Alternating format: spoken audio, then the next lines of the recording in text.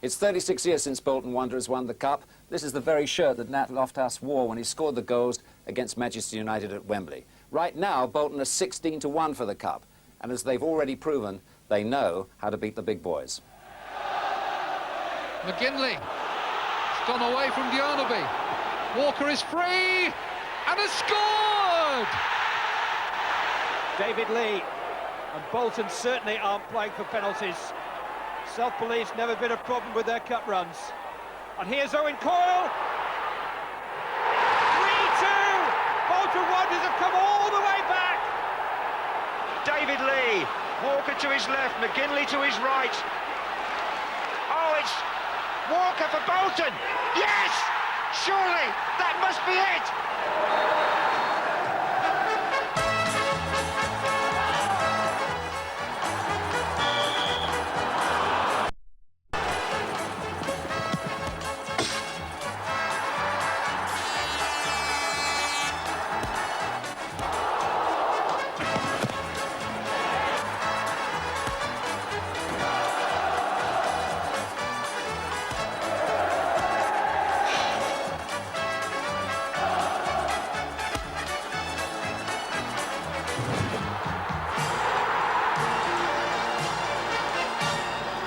Welcome to Burnden Park, another big test for Bolton Wanderers this afternoon as they take on Aston Villa in this fifth round tie. Of course, Alan and Jimmy with us. Nice atmosphere building up out here. Good old-fashioned cup tie this afternoon. Now, last night you were going for Villa. You're sticking with them? Yeah, I just think they've got the better players, the better side, and if they play well on the day, they'll win. They haven't got the problems to seek. They were terrible at Tranmere on Wednesday night.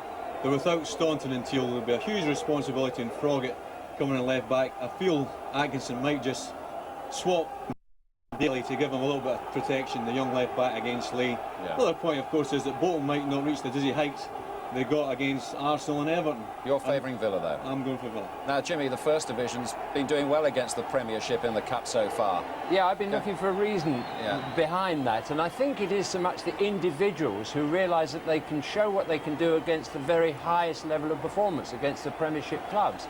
And that could be like winning the pools for them as an individual, because when managers are looking for talent from other divisions, they see them against equal teams. Suddenly, when they see them do it against the very best, they say, hold on a minute, he might be worth all that money. So it's a chance to win the pools for the individual players, and even for the manager, a chance to move up the scale. And it's the difference between £600 or £700 a week and thousands of pounds a week. So there's a tremendous individual incentive in this spotlight for the Bolton players to do well. So you think they'll do it again? I think they've got a 50-50.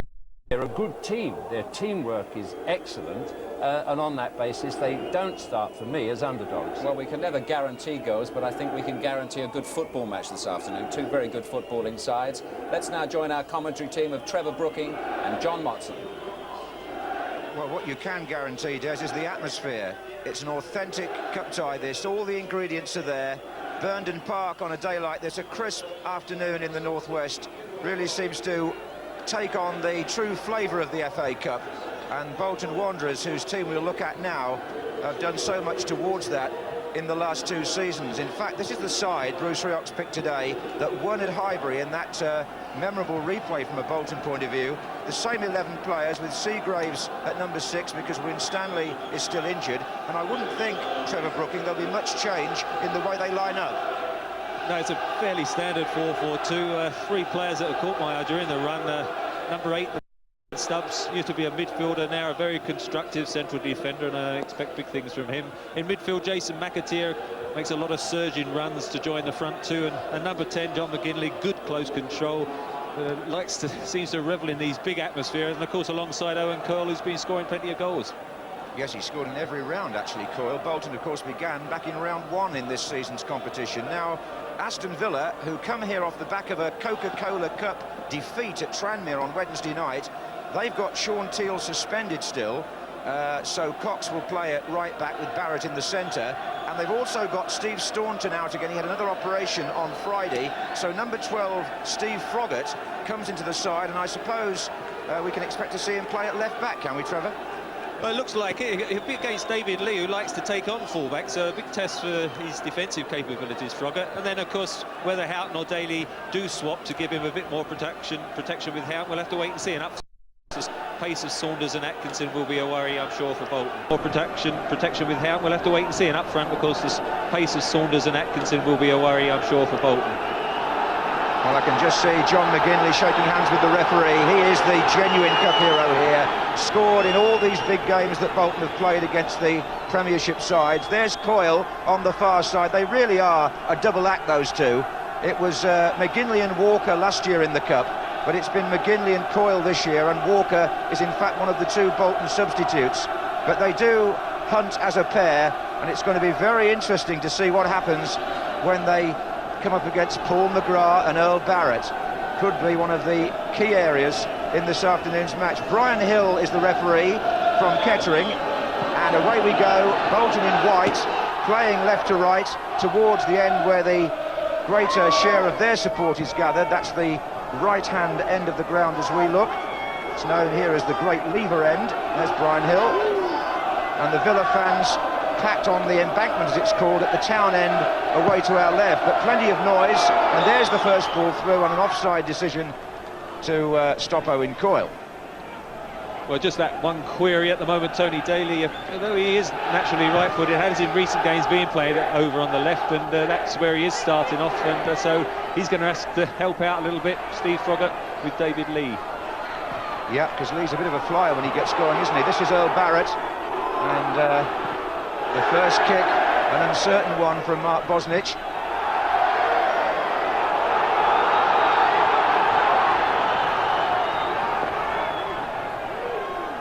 And the Bolton captain with the ball is Phil Brown. Good leader. And he's found Lee. Back to Brown. That was McGrath. This is McAteer, who wears 5. Forward by Kelly, number 4, the other central midfield player for Bolton. This is Patterson, number 11. And operating here, Jimmy Phillips. It's a good cross. McGinley. Maybe a lot of viewers up and down the country are not entirely familiar with Bolton Wanderers, but they are rapidly becoming household names, some of these players, after their exploits. It's Cox for Villa on the far side.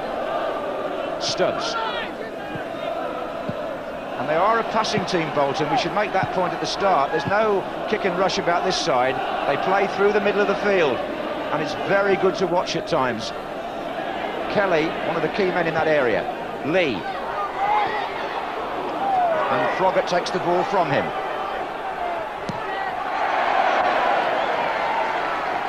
That was Brown. Richardson.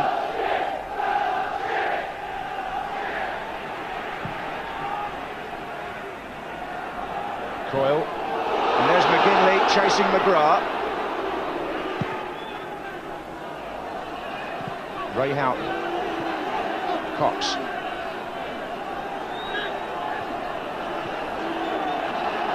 Until Wednesday at Tranmere, Villa had an excellent away record in League and Cup. And Bolton themselves have gone, 26 matches with only 3 defeats. Here's Daly.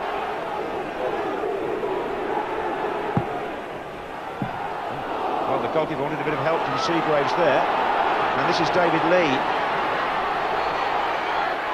We've got 2 genuine wingers out there today, Lee of Bolton and Daly of Aston Villa. They say they're a dying breed, I'm not so sure.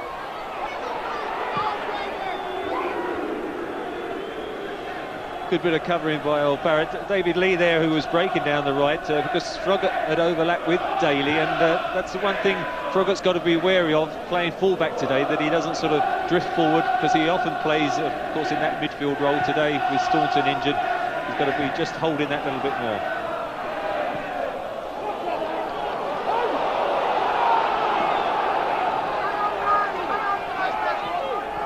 Side of the pitch fairly well worn, but there's a bit of give in it, and the sun's come out now, which has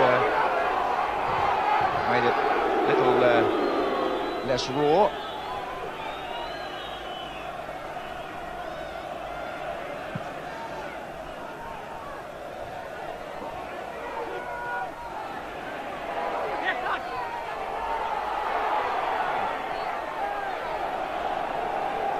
Aston Villa making a bit of progress down the left, and it's Froggatt with the ball. Looks for Daly and Atkinson. This is Andy Townsend. Cox. Not to add, of course, Aston Villa also one of the footballing sides who prefer to pass the ball rather than just pump it forward. Here's Cox.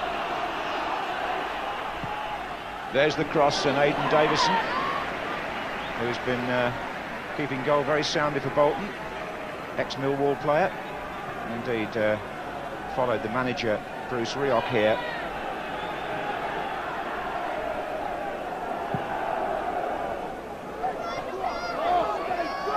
Townsend. Into Atkinson.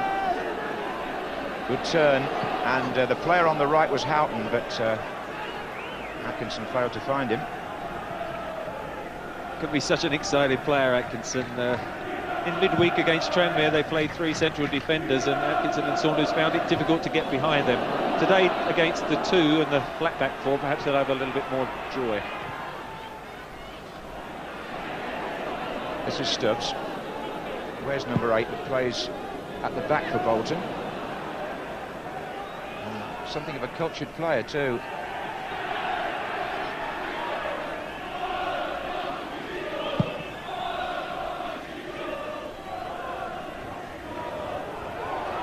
Saunders. This is Daly. McAteer's with him.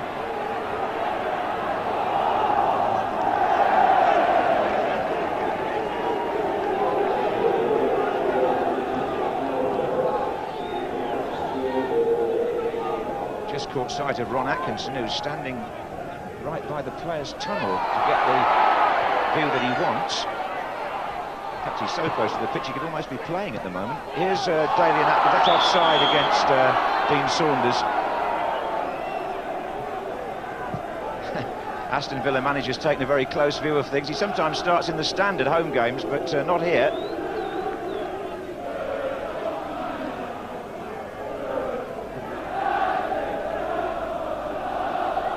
They conceded a couple of first half goals, didn't they, at Tranmere? Perhaps it was a bit late coming down from the stand, so they didn't risk it today.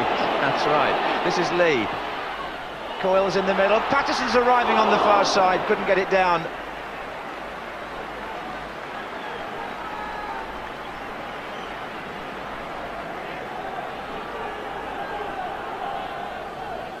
Kevin Richardson, the Villa captain, but only to Phillips. Coyle.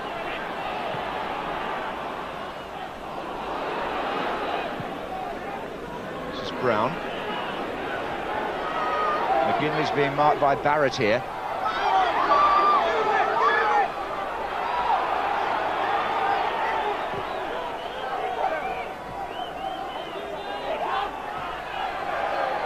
Froggatt. Now he's trying to get Daly away from Brown, and the referee has awarded the free kick to Bolton. Well, I think that's a bad decision, because Phil Brown was going to be done for pace there, and he very cleverly, a bit of experience, I think, fell across Daly and managed to get the free kick, and Daly would have been clear there. So what could have been a tricky position for Bolton, in fact, becomes an attacking one now, because McGinley is coming out to the right.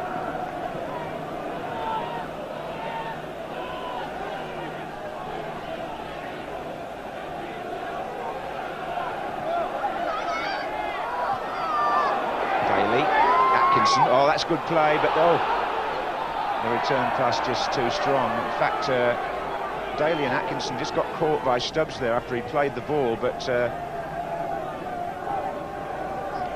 Tony Daly would have been in again there. 2 or 3 occasions where his pace definitely could have troubled the Bolton back 4.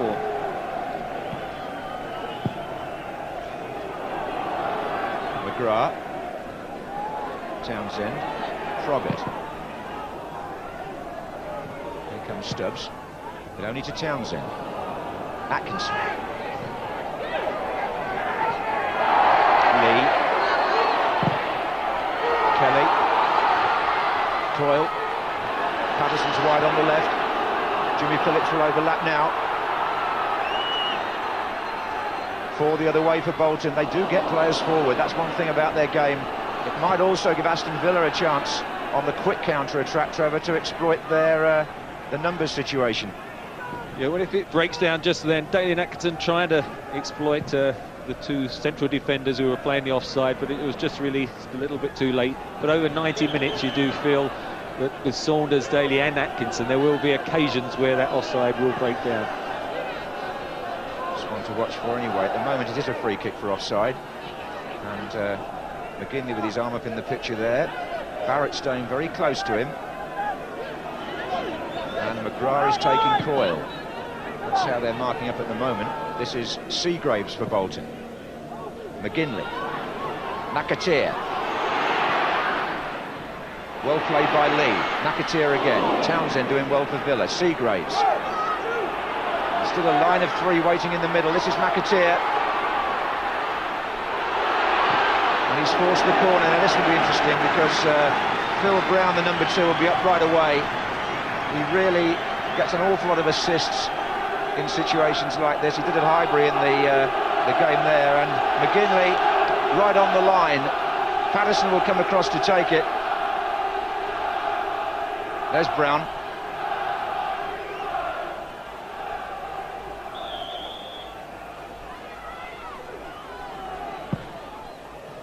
And there's the flick on by Kelly. Brown's in the thick of it, and Villa defend the near post. Dalian Atkinson was back there.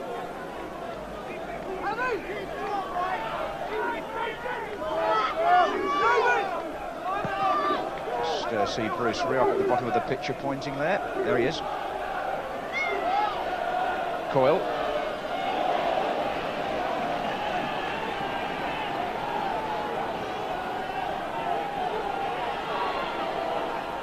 Here's Lee. Turn Coyle.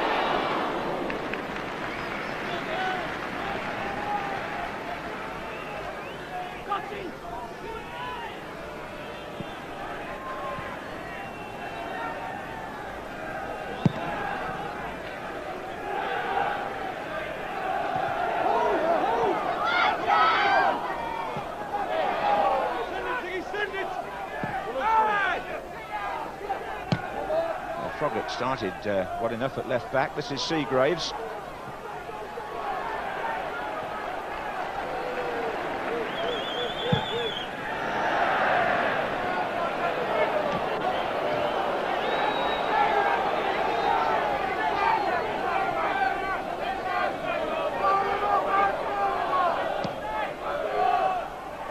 Richardson for Villa. Daly. Foul by Brown.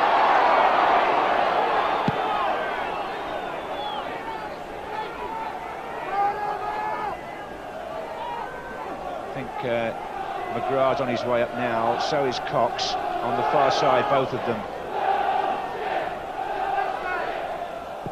Richardson curls it in. Here he is again. Cox goes wide.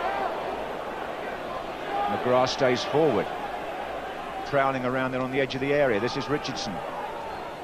Cox.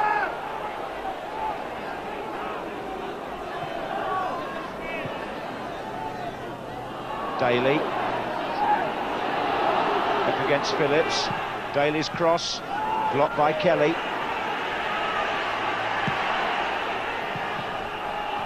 Bolton determined to play their way out there.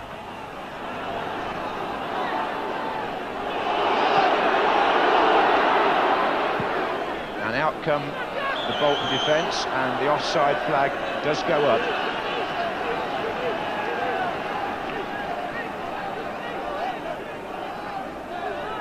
Just joined us at Burnden Park.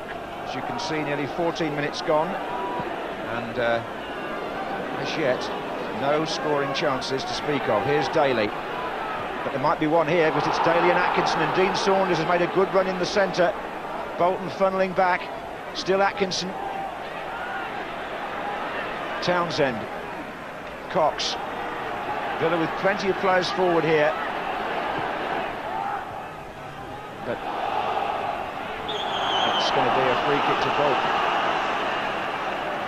But a good confident start by Villa up to now, into the opening quarter of an hour, and Bolton, who might have hoped to take an early initiative, being the home side, have actually been pushed back. And Aston Villa wrestled the midfield at present. Andy Townsend and Kevin Richardson, very experienced two central midfielders, and they're having the better of it at the moment. Yes, well, Villa wanted to avoid a repeat of what happened at Tranmere, that's for sure. This is Patterson. Phillips. Richardson. Stubbs. But only to Daly. Now the referee has penalised Atkinson, I think. It's a free kick to Bolton anyway. And Stubbs doesn't hang around. He sweeps the ball out to Patterson on the left wing. Comes inside Cox. 2-3 in the middle here.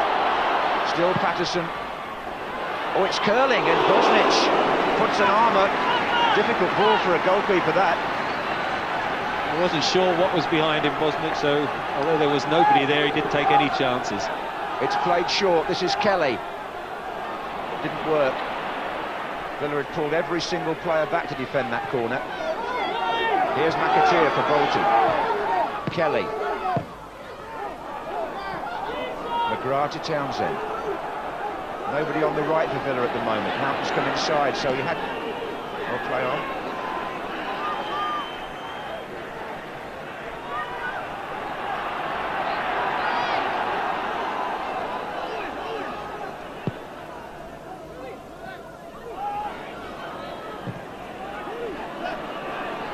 Kelly. Brown. Oh, nice return from Lee to Brown.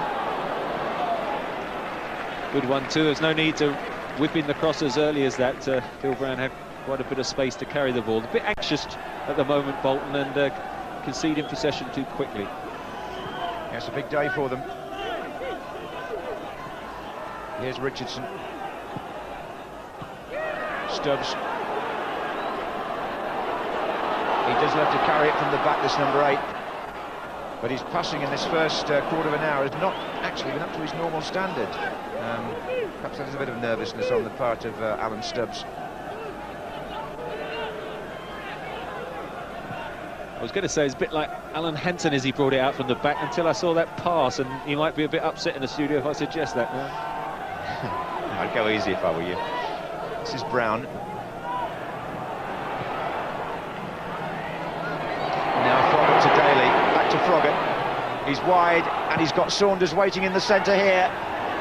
Good take by Davison, who loves to get that ball out to Patterson as soon as he collects it, and it puts Bolton on their way while the opposition is still getting players back. This is Kelly, looking for Coyle, who pulled away to the right. McAteer's made a great run through the centre. And McGinley's coming in.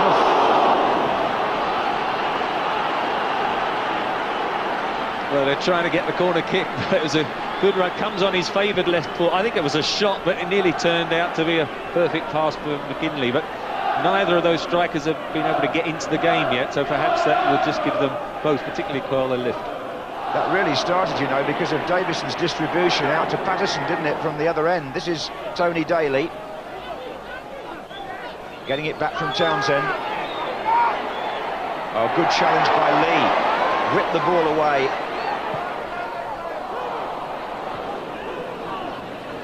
Cox.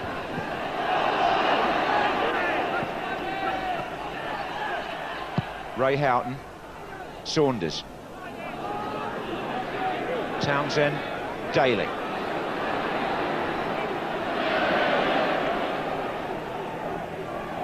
Up against Brown. This is Froggatt.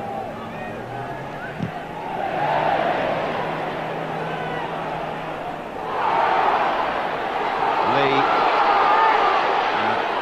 Kelly, the break is on to the left, really. Jimmy Phillips. It's a good run, but he was blocked off in the end by Cox. Well taken down by McAteer. This is Patterson.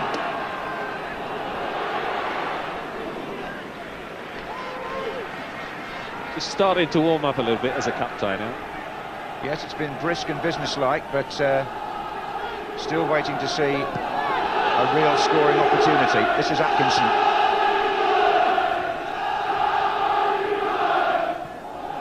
Daly. Townsend. Well, that's good running by Froggatt, but ball was always going to beat him. Desmond made the point about Bolton last winning the Cup in 1958. In fact, you have to go back another year for the last time Aston Villa won it. 1957. The days of Peter McFarlane.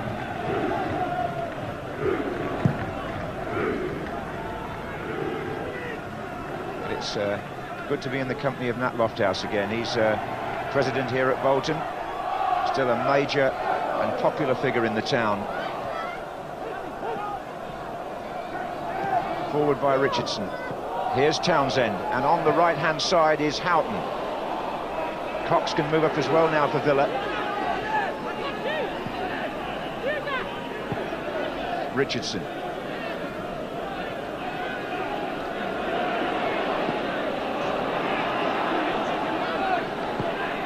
Good play. Townsend. Richardson.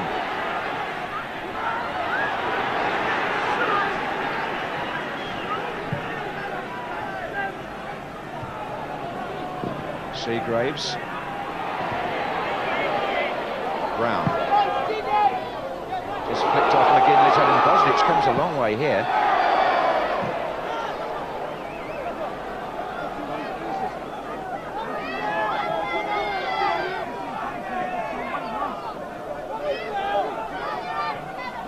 It's Bruce Rioch who takes the chance to quick rub at his captain.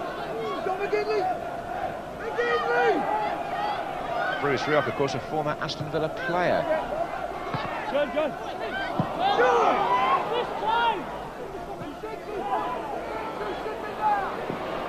Here's Phillips. Patterson. Now he's got away from Cox. Two waiting for the cross. Coyle and McGinley.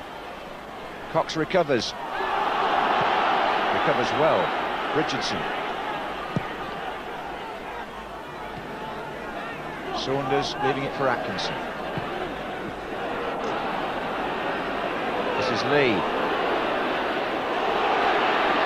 David Lee, it's a good run, it's a good shot.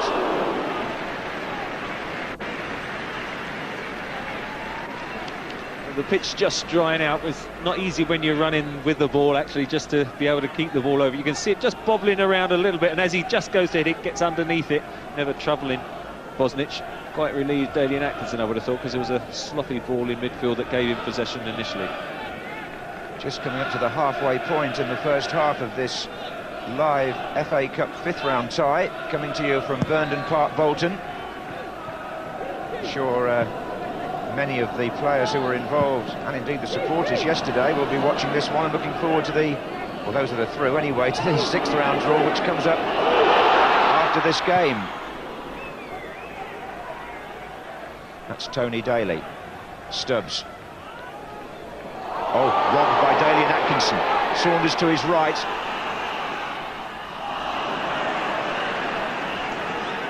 He did all the hard work there, Daly and Atkinson, didn't he? Stubbs caught in possession, but it was that final cross. Gets in such good positions and sometimes just wastes it. Can be frustrating, but he can be exciting.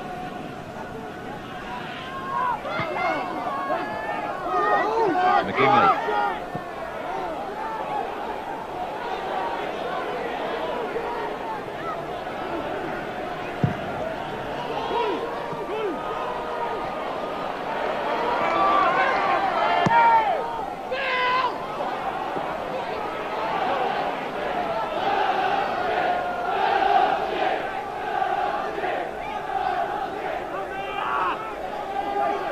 And there's the great man himself, Nat Lofthouse, who was among the New Year's honours list. Well deserved.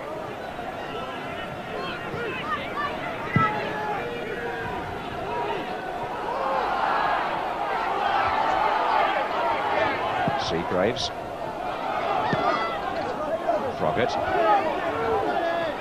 Now Kelly loves to spray it around, and it was Coyle who got his head to that. Cox.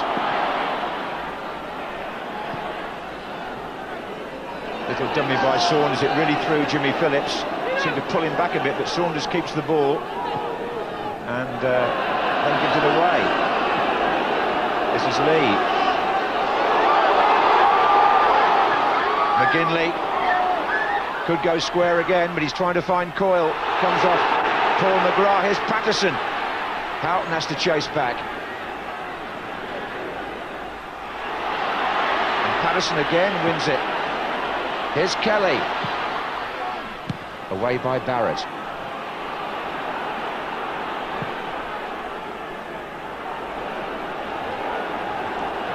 McGrath and Barrett done extremely well up to now. With Coyle and McGinley, they haven't had a sniff in the game so far. No, Lee's been the biggest threat when he's carried the ball through that inside right channel, really, hasn't he?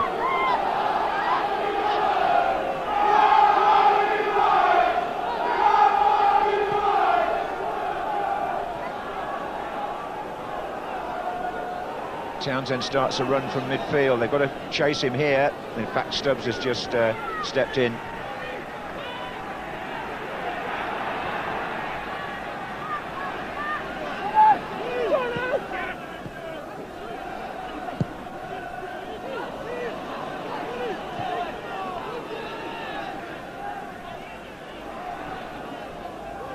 Atkinson.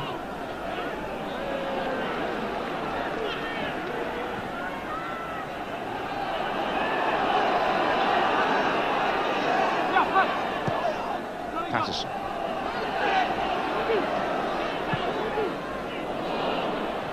I think it's fair to say the passing on both sides has really let them down in this opening 25 minutes, Trevor.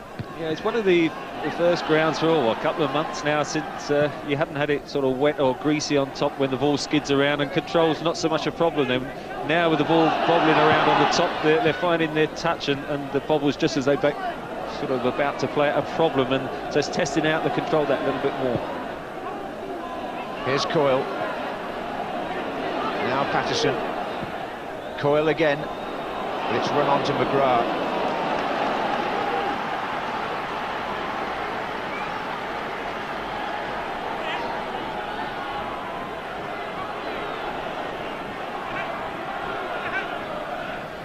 Phillips. Kelly. Patterson.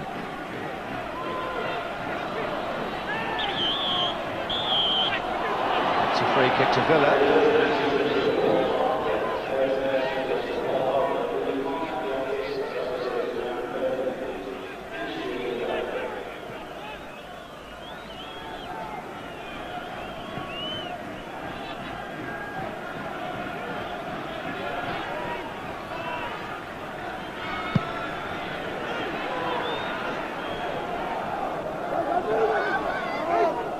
Brown.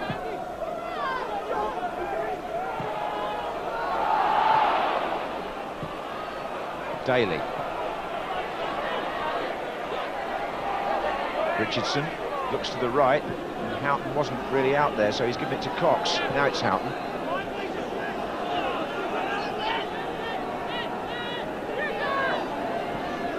Townsend. To his left is Froggatt here. Something of an untidy challenge by David Lee, and Froggatt has gone down.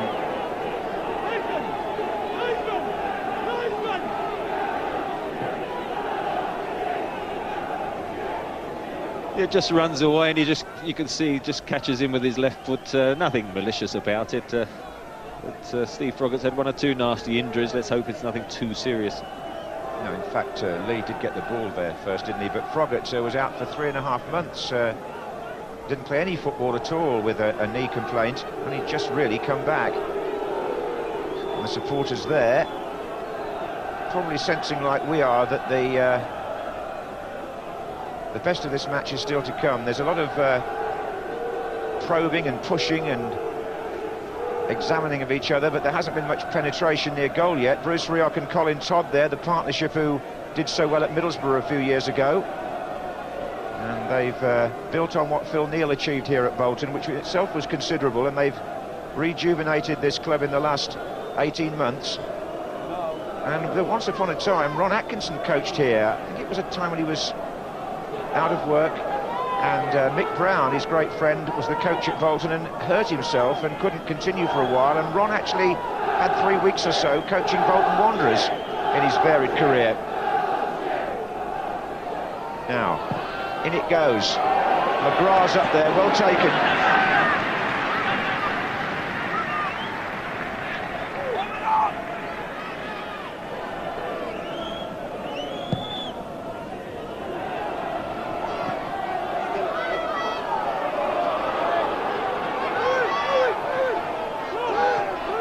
Here's McAteer.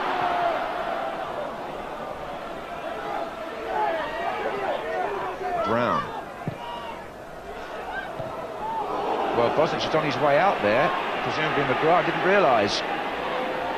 Barrett. Nice passing out of defence there by Aston Villa. Very measured. Here's Froggatt. But that little dummy from Saunders didn't fool Stubbs or Seagraves. Here's Lee.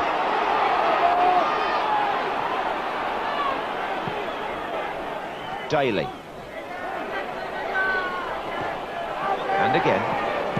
Try to reverse it to Froggatt. Patterson. Townsend. Daly. Trying to slip Daly and Atkinson through there. This is McAteer. Long ball, searching for Coyle. He's got it. Away from Earl Barrett. McGinley's on the far side, the only other one who's up at the moment, but now they're joining. Patterson. What a good effort. Well, Curl did superbly there to hold the ball up, wait for people to join, and he hit a ball square. Not easy either to keep this on target. The outside of the left foot, Patterson, probably not quite enough power, and that was a good one for the cameras, I think, for Bosnich. 31 minutes gone in this fifth round tie.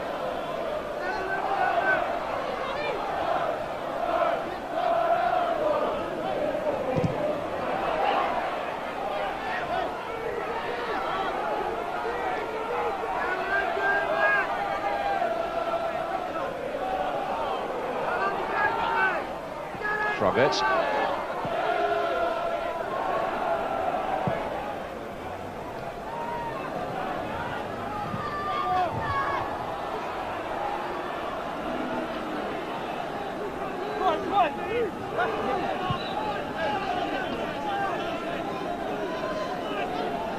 McGrath aimed long for Saunders. Falls for Richardson. It's that final pass as they approach the penalty area that up to now has tended to stifle both attacks. Hasn't quite found its target. This is Brown. Maybe it's the fact that defenders are reading it well.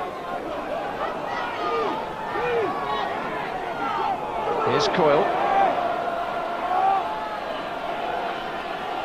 Taking on Barrett again. That's a Bolton throw. And they'll wait for Brown now.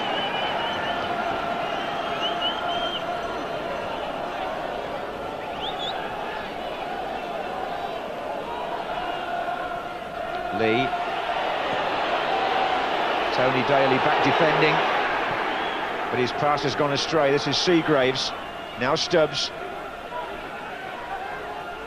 McAteer. Kelly wants it played inside. Out again to Brown. McAteer. Lee. McAteer again.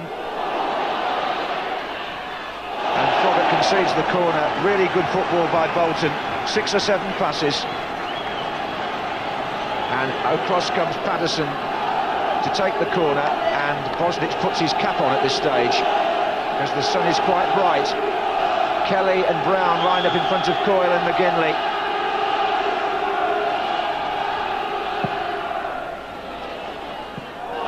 Well, Earl Barrett didn't perhaps have to do that. It's another corner. Kelly wondering about the possibility of a handball, I fancy, but no great case for that.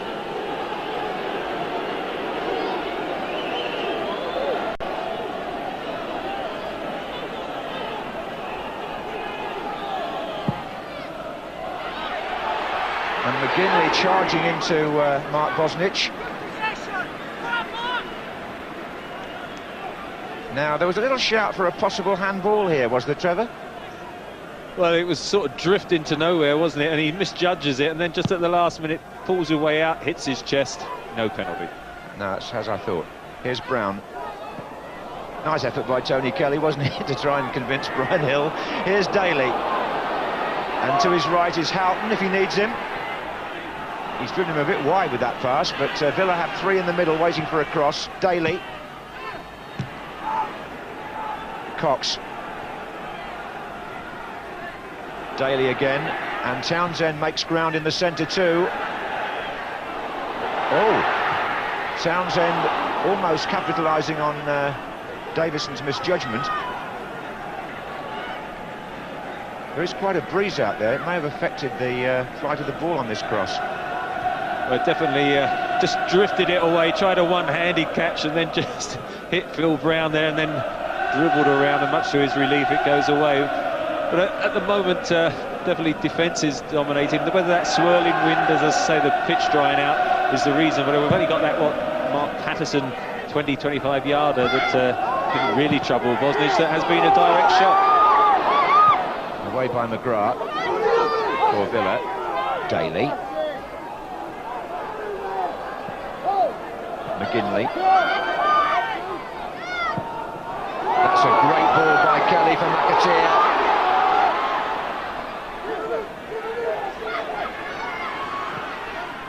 And now it's Patterson, and wide of him, Phillips. 8 players in this Bolton attack. Phillips again. Coyle. Oh, Phillips! Oh, he's at the bar. Richardson away. Coyle again. Jimmy Phillips, trusty left foot he's got. Thumped against the crossbar. This is Dean Saunders on the break.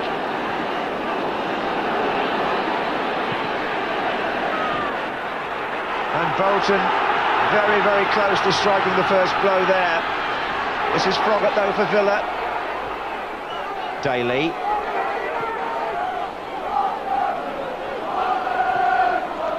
And Aston Villa start to build here with Houghton.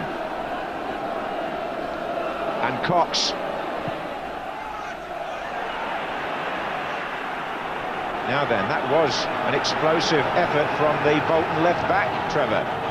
Well worked move, and unselfishly there, Curl sets it back to Phillips, puts it on his favoured left. Bosnich no chance, didn't bounce the right side of the line, no Russian linesman either, but it was definitely this side.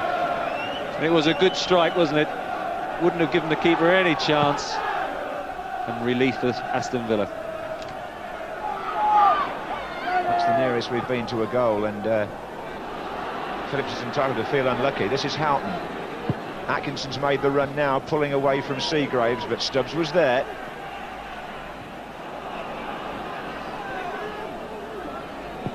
There were two things about that attack that led to the ball hitting the bar. One was the number of players Bolton got forward, and the other was the number of passes they strung together. They're a very patient team at times.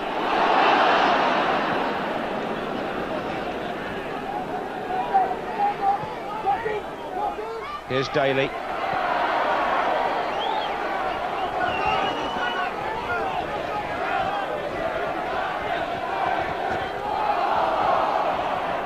Townsend. Seagraves. Brown.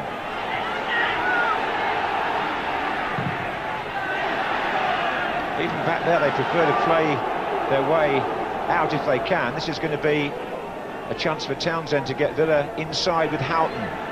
Cox is square of him. There goes Saunders. Stubbs is the defender. Atkinson, Daly. Atkinson.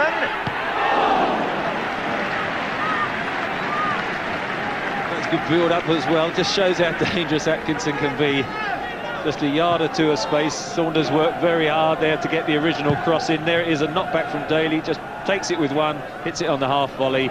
Fortunately, straight at Davidson. Lee. McAteer. It's a Villa throw.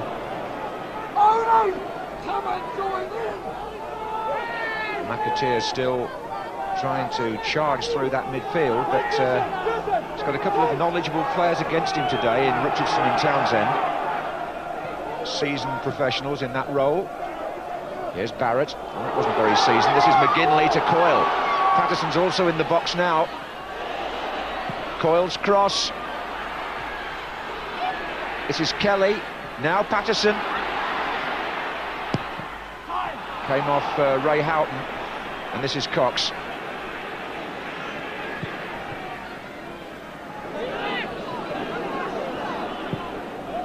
Nice ball by Stubbs, out to Lee. Little flick. Oh, the referee's putting this right back. Free kick to Bolton.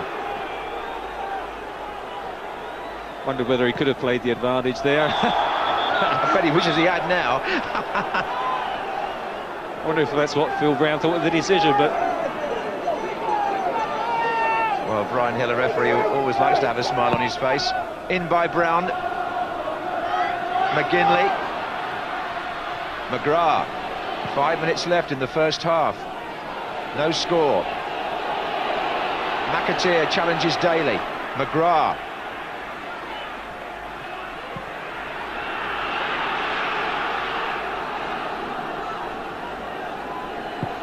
Houghton to Saunders.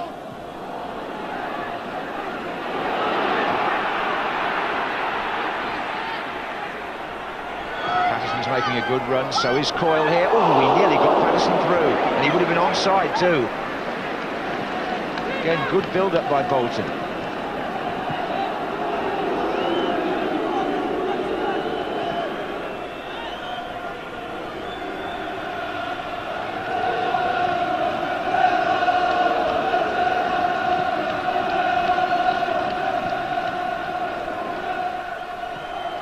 Daly. Lee. Daly again. Saunders. Seagraves across.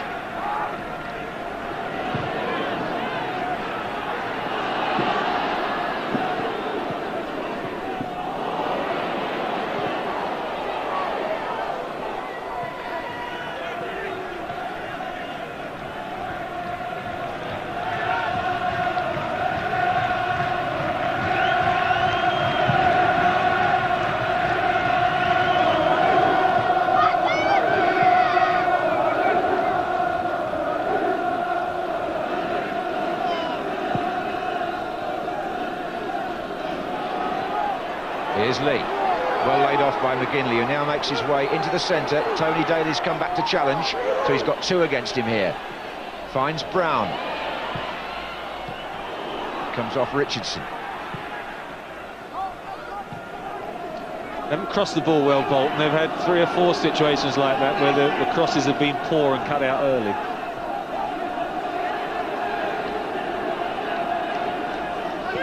Houghton.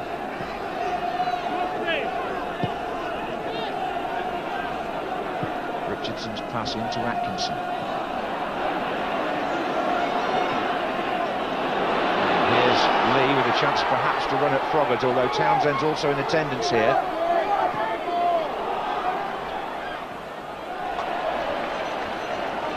Good little contest that down that flank. It is, and it's pretty even at the moment too. Froggatt and Lee. Bruce Rioch on the pitch for a little kick. Here's Seagraves. Up goes Coyle.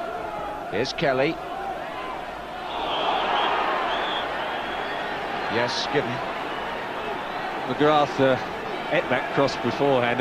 They can't knock the ball in the air because McGinley and Coyle are getting beaten all the time by Barrett and McGrath. They've got to knock it on the floor as they work that one that hit the crossbar from Phillips. Seagraves and Stubbs are up on the far side of the area for this. Stubbs is making a run across now. That's Coyle. It was Brown who got the next touch, and he's still in there.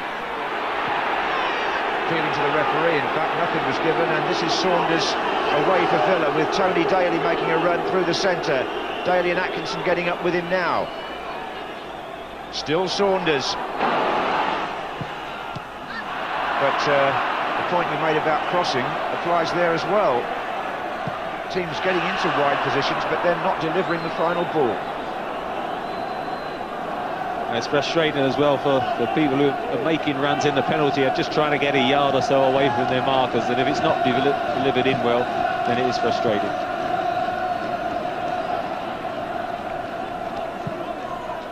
Saunders. Half blocked away by Brown. Townsend! Oh.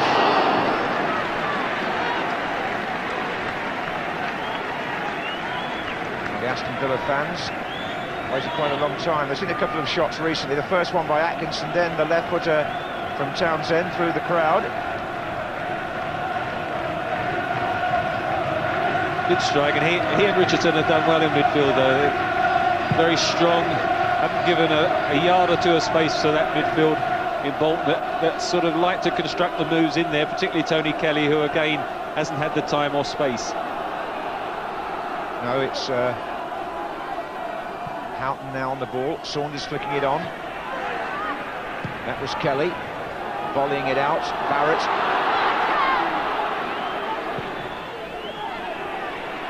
Froggatt. Foul by Lee. Manager on his feet again as we go into the time that the referee is adding on for stoppages. Not too much of that, I suspect. The trainer on watch to look at Froggatt. Here's Houghton.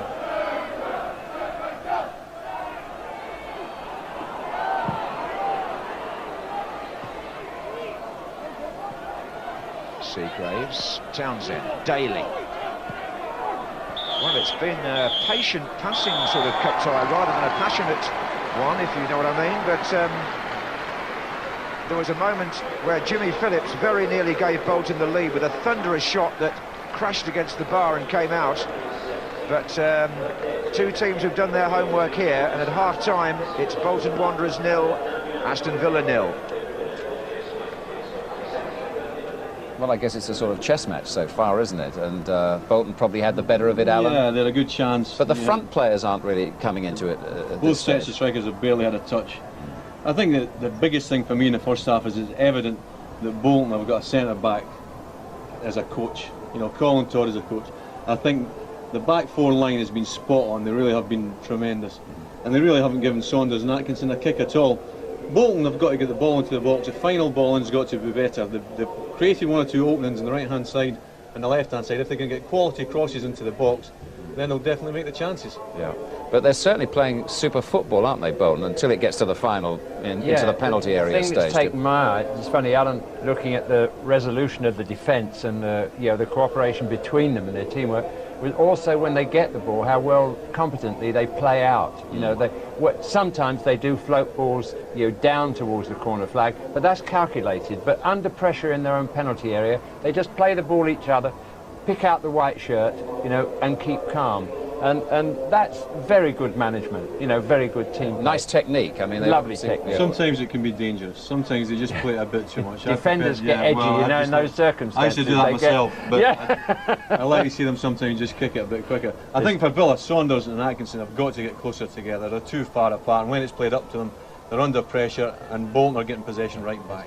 Just one thing about Villa that disappoints me, when you see someone of the talent of Damien Atkinson and playing in the way that he is, without the precision and the determination to make something happen, and you think, God, when you know what he can do. It must be agony for Ron Saunders in that, not Ron Saunders, Ron Atkinson in those circumstances. It really must. More in a moment. Yeah. And of course, Cardiff are playing Luton this afternoon as well, and I think we'll have a goal, at least one goal from there in due course for you.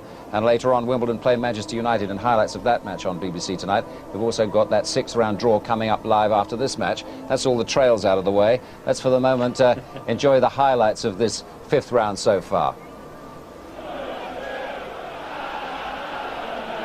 Chelsea's victory was wholly unconvincing after a woeful start and a desperate finish, but they're in the last 8 for the second time in 4 years. Joey Beecham's 5th-minute goal, though, had given the First Division side the best possible start.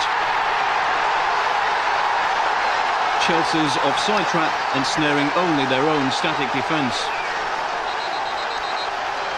They were almost level soon after, though, when Oxford captain Mike Ford headed onto his own bar.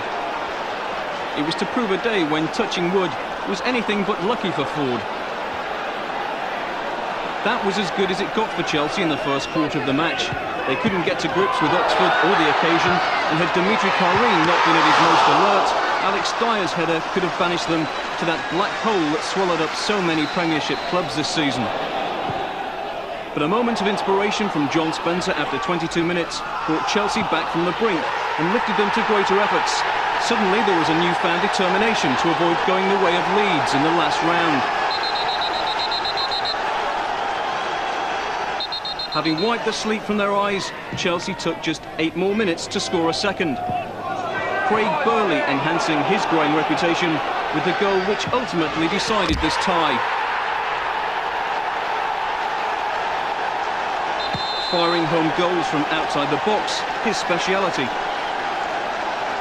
Chelsea came close to a third in the second half when Dennis Wise's corner was greeted with a thundering header by Jakob Kjellbjerg. That would have put the game beyond doubt. But if the visitors felt aggrieved the woodwork had twice thwarted them, they had nothing on how Oxford's players felt when it cruelly denied them a replay 5 minutes from time. Gavin Peacock clearly handled the ball from the corner. His manager suggested he was lucky not to be sent off. Ford went for power rather than precision from the spot. The miss surrounded by an air of inevitability. The looks with Chelsea, always a good Wembley omen. John Byrne helped Sunderland to Wembley a couple of seasons ago. A better header might still have salvaged a draw in the dying minutes.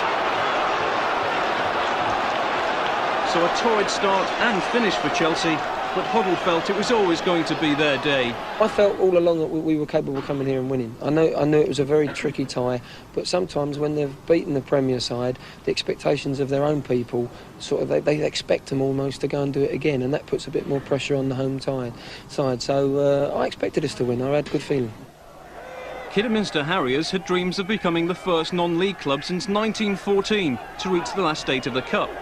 A capacity crowd had made its way through the old market town to witness what could have been the greatest day in their 106-year history. They performed admirably against their Premiership opponents. Alvin Martin's foul on John Purdy earned him only a booking in his first game in 3 months. The match winner against Birmingham in round 3 denied his chance of further glory. Purdy struck the free kick well, but just too high. The better opportunity had gone with Martin's rather crude challenge. Kidderminster's best ever cup run had to stop somewhere, and there'd been enough West Ham pressure to suggest this is where the Harriers' famous journey would end. 69 minutes had gone when goalkeeper Kevin Rose misjudged Trevor Morley's cross, and Lee Chapman scored his second successive cup winner. Perhaps West Ham supporters will take him to their hearts after all. Applause for the fans, an ovation for the players, honour in defeat. Now a league place is Kidderminster's target. Ipswich admitted they were fortunate to leave Molineux with a draw. The fact they did was largely down to the experience of John Walk, seen ambling into the box by the camera, but not, it seems, by the Wolves' defence. Stoll's punch finding him unmarked. A 28-minute lead for the Premier League side. Wolves, with Cyril Regis and David Kelly up front in the absence of injured Steve Bull, were more than deserving of a replay, but their goal was a long time in coming. Just 9 minutes were left when Regis and Kelly combined for an equaliser for the First Division boys. All square for the two draw specialists of their respective divisions. An inept first-half display from Premier League Oldham had manager Joe Royle insisting his team played like a bunch of Christmas tree fairies against the First Division strugglers. Thankfully for the Oldham players, substitute Andy Ritchie came off the bench to score a superb 25-yard winner after 60 minutes. As they say, cometh the hour, cometh the man. Oldham's virility no longer in question. Both these clubs heroically came through round 4 in replays at Liverpool and Blackburn respectively. This tie something of an anti-climax after those successes, although it had its moments. Darren Pitcher was adjudged to have fouled Bristol's Liam Robinson after 12 minutes. Charlton's joint manager Steve Britt criticised the decision. Brian Tinian, match winner at Anfield in the last round, placed the free kick to perfection. 1-0 for Bristol City. Tinian set to receive the plaudits once again. But Charlton showed resilience in a contentious second half includes a replay with a 59th minute goal from their star performer Mark Robson. His over-exuberant celebrations earned him a booking. But the goal earned Charlton a place in the quarter-final draw for the first time since they won the Cup in '47. Another away replay for Bristol doesn't please the players, but their manager's unperturbed. The boys are very disappointed because, you know, they were looking forward to going straight into the quarter-finals, but we're trying to say to them, crikey, you know, if it means beating everybody away from home, we'll do it that way, you know, and they've not got to get too downhearted about it, you know, and they've got to, you know, walk about with their heads up. They're still in the cup, they're still in the hat, you know, and they'll know who the opponents are next time. Well, that was yesterday's action. No goals here between Bolton and Aston Villa, but there has been a score in the cup tie between Cardiff and Luton, and the commentator at that match this afternoon is Tony Gubber. Brazil's kick forward, knocked on by Thompson, then Griffiths. Gordon's there, it's loose. It's a fine save. Anthony Bird. Priest out to Kerry Hughes. Priest again, and Hughes has made a good forward run. Grew started to come and changed his mind. There's no offside given. Oh, goodness me, Telfer was there. The ball really should have been in the back of Cardiff's net. Miller. Griffith, who finally came out with it. Fell to Thompson. It was a gift off the defender, Gary Thompson. Anticipated a forward run by David Priest, which hadn't materialised. Thompson, inside to Richardson. Outside to Bird. Another good shot from Anthony Bird. A similar position from the one that he had earlier. And again, it was straight at the keeper, Jürgen Sommer, who stood up at the near post and pushed it behind for the corner. Priest, who comes out with it. And this time they've beaten offside. Oakes, Hartson's in the middle. Telfer's arriving at the back as well. Oakes didn't need any help. Scott Oakes. And Luton take the lead with a little over 5 minutes to go to half-time. And once again, it was Luton breaking the offside trap that opened the door.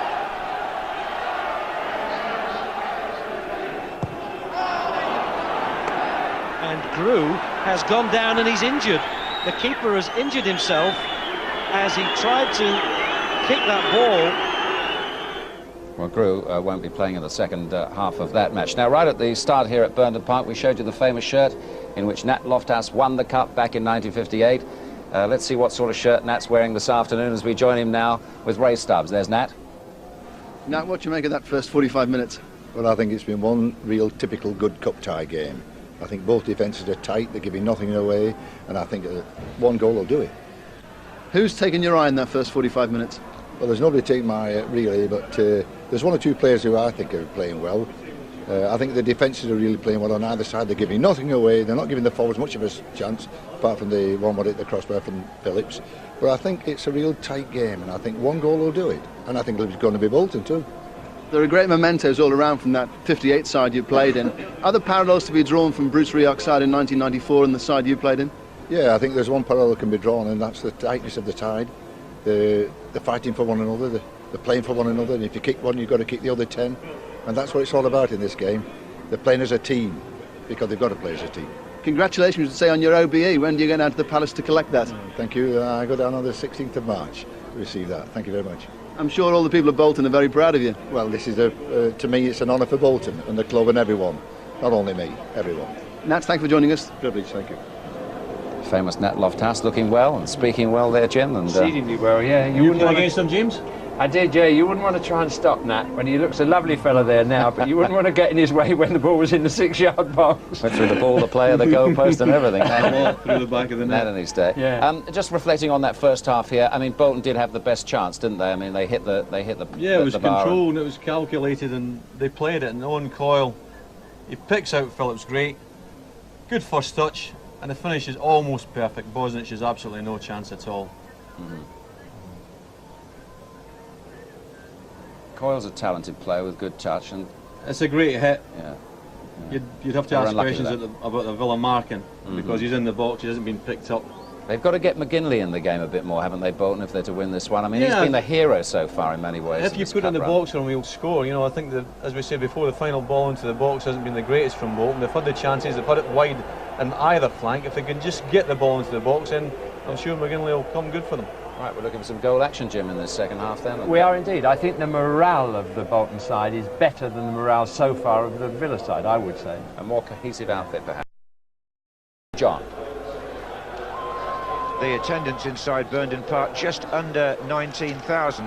Aston Villa just coming out for the second half there. So it's nearly capacity. They can get 20 in these days. Villa have not taken up quite their allocation, in fact. They returned about 900 tickets, but they've had 2 cup ties in a matter of 4 days, both away from home. And that's all a bit of fun, I can assure you, out there. And we're getting ready for a second half, which, as Nat Lofthouse said, Trevor, could well come down to one moment of inspiration that may settle the tie. Well, it might do. I suppose Bolton is also, having drawn at home to Everton, gone and won, and drawn at home to Arsenal and gone and won. They might well think they'll do it on the away game, and let's see Dwight York trotting on as well now. Looks to me as though he's replaced Daly and Atkinson, Trevor. We'll obviously be told the reason for that very shortly, but York, I gather it's a hamstring injury. So York is on. He scored the winning goal at Grimsby in the last round, Dwight York, but he has been used exclusively as a sub this season by Ron Atkinson. And Daly and Atkinson, who does tend to be a bit injury prone, is off the pitch again. Here's a free kick to Bolton at the start of the second half. Bolton now playing from the right. Jimmy Phillips, McGinley, McAteer. Do you see that making any great difference? York for Atkinson? Well, York, I mean, is a skillful player. He often plays out wide, doesn't he, on the wing down the left-hand side, but he can play down the middle. As you say, did well when he came on as substitute the previous round against Grimsby. Likes to take people on. It might not, you know, be the ideal pitch because it's that bobbly surface where he might need just the extra touch, but you've also got the option of swapping him and Daly around at some stage during the second half, and putting Daly down the middle and putting York out wide. Well, we'll see how that unfolds. I think he was top scorer at Villa Park 2 years ago, Dwight York, so he's got a bit of pedigree. Here's McAteer for Bolton, looking for Lee. Probert is the defender.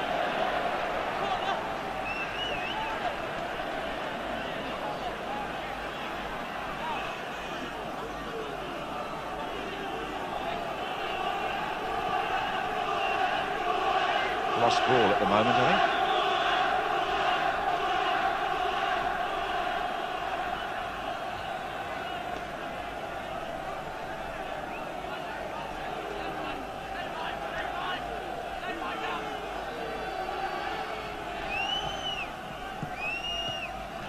Lee, and again Froggatt gets the foot in, and Bolton have a corner. And there's always a buzz of expectation around Burnden Park when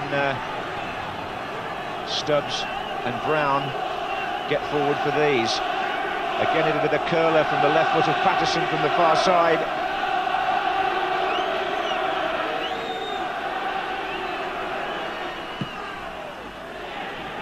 Goalkeeper comes, Kelly!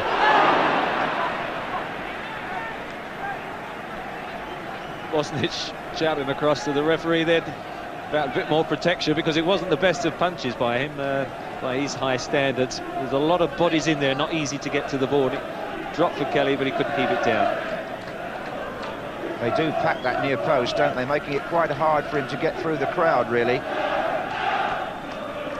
And Kelly will have perhaps hoped to have done rather better with that chance. Anyway, here's Stubbs.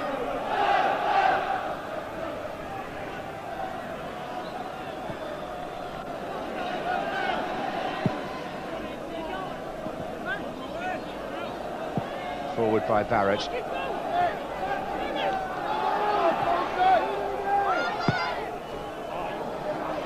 This is Kevin Richardson to Ray Houghton.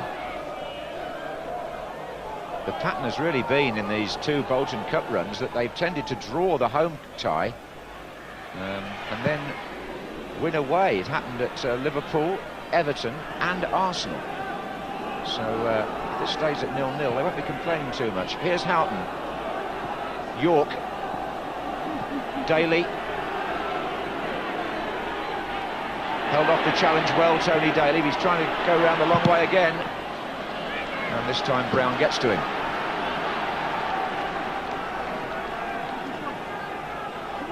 Once more Daly. It's come out to Richardson.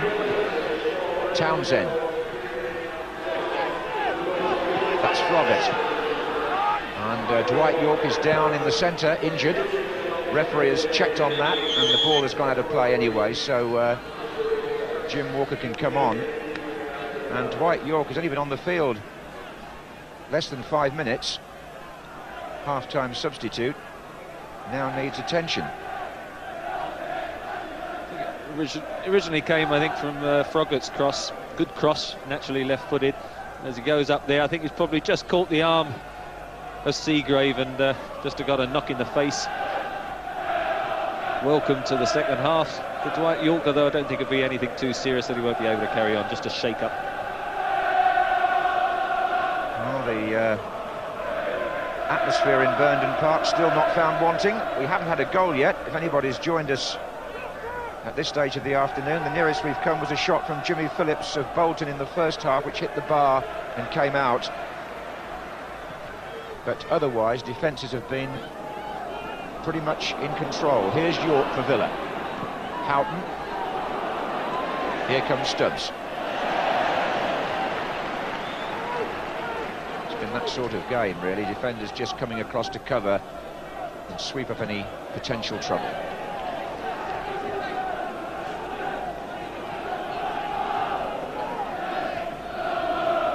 Here's York. Now it's Cox. Andy Townsend is in the penalty area with 3 others. Houghton trying to set up Richardson with the left foot. Good block. Froggatt. And Lee intercepts. Now Bolton might get going here. McAteer's making a run. And he's got McGinley ahead and Coyle. Still McAteer. Lee outside him.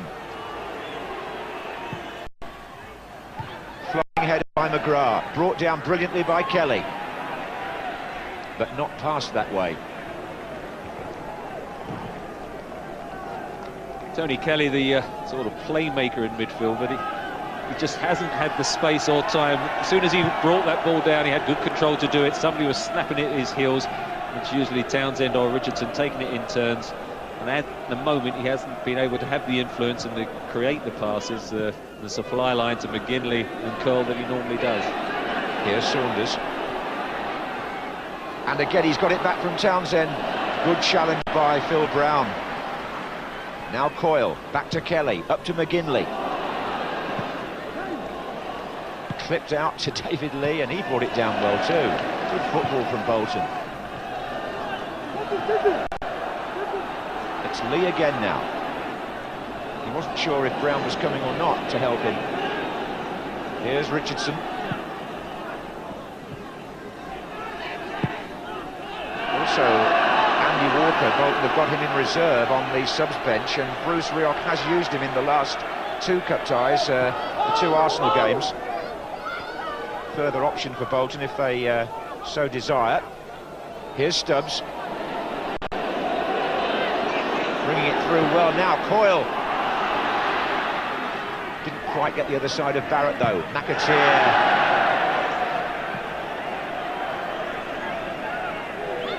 He was looking for the goal of the month there, I think, 30 yards, and David Lee out wide on the right, I think was the pass.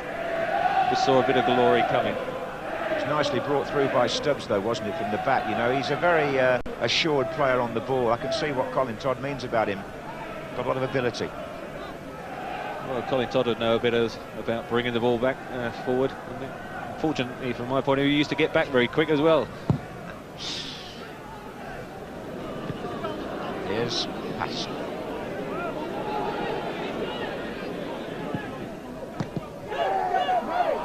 York. Saunders to his right. To his left is Daly here. Now it's Townsend, a bit short that pass, but Daly gets it back. skips away from Phillips, tries to shake off Lee. Saunders near post. Good effort. He lost the defender. Good play by Daly.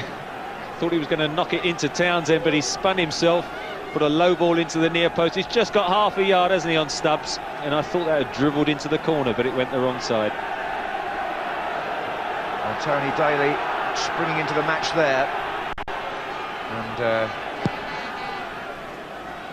he gets the service, which he's getting at the moment, but he could make life difficult for Brown and Bolton.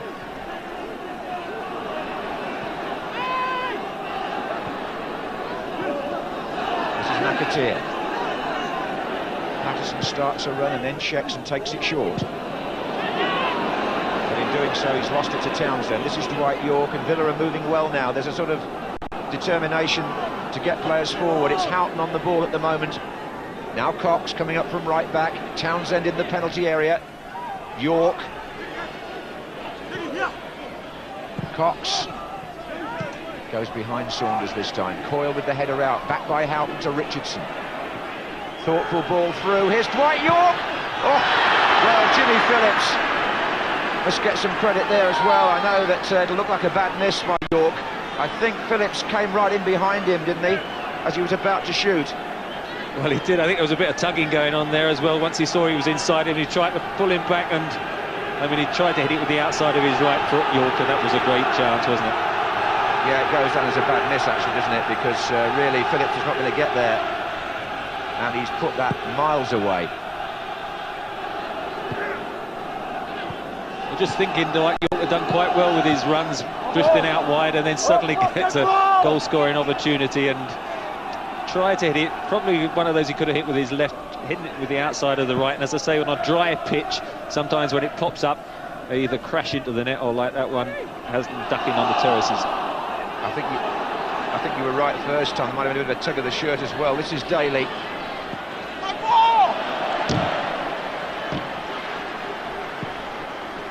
Good little spell of pressure though by Villa, and Bolton just have to recharge. You mentioned Andy Walker could come on. Mark Patterson there, left-sided midfielder, has been the person who usually makes way for him, and they play then three up. Yeah, they move Core to the left, don't they? But we'll see if they do that again today. It's, as you say, a strong start, a solid start to the second half by Aston Villa.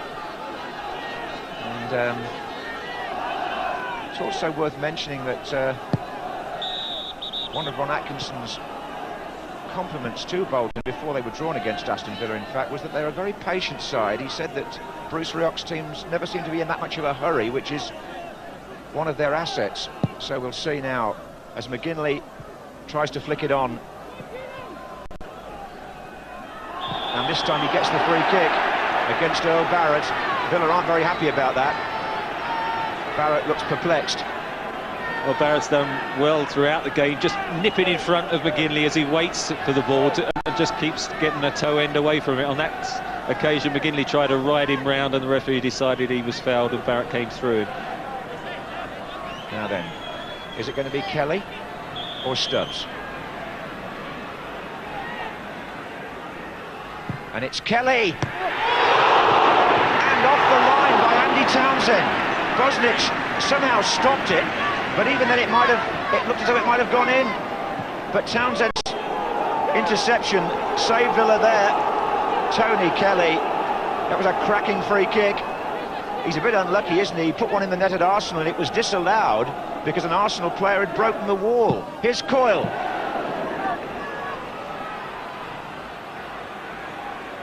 Well, they've come close twice now, Bolton. And free kick. A terrific free kick. Bosnich seemed to be caught in two minds. He tried to flick it over the top and nearly palmed it into his own net, and Andy Townsend it was who came back to hook it away. Yeah, the goalkeeper will be relieved about that because he finished up out of his goal and off the pitch, didn't he? Here's Stubbs. Mind you, there was some power in the kick, and Kelly is a bit of a specialist there. Well, some power in the kick, but having got in the position, Bosnich should have tipped it over, got in an almighty mess. McGinley, Coyle to his right, another little bit of a scuffle on the edge of the area involving McGinley and Barrett. It's warming up a bit there now. This is Townsend.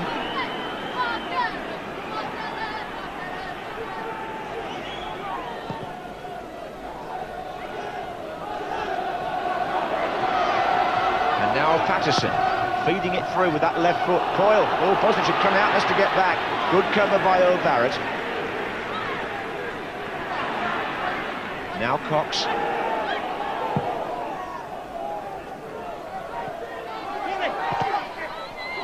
Saunders. Inside for Houghton. York starts to make a run further forward. Townsend wide to Daly. Now Froggatt coming up on his outside. Villa moving quite nicely here. It's Daly again. York, dummy, Saunders, away by Stubbs.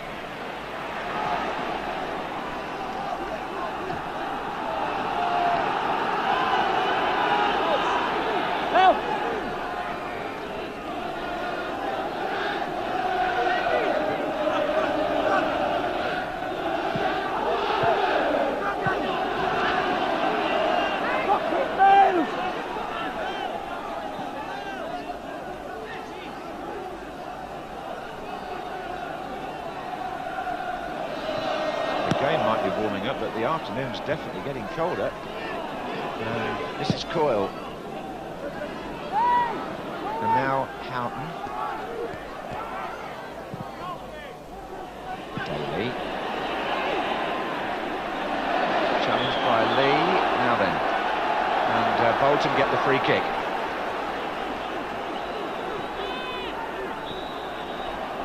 But not from there. An hour gone, no score at Burnden Park. The Ensley League side have hit the bar, they've had one off the line. And it's on by Coyle to McGinley.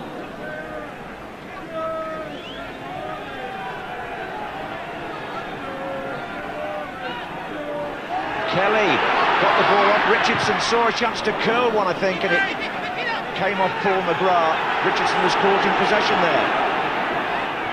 I think he's just letting Neil Cox know that he wasn't too impressed that he didn't get a shout, because he couldn't have had a shout because he dwelt on the ball there. Kelly did dispossess it, but he got back, and the curling shot that Kelly was trying to have was blocked, so they weren't punished.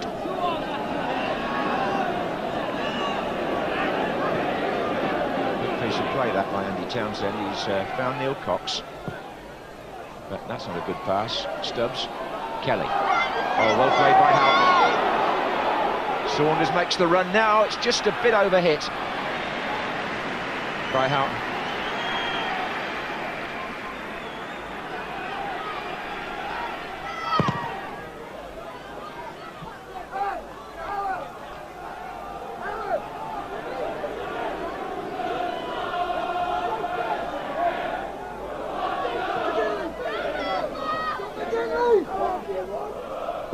Stubbs.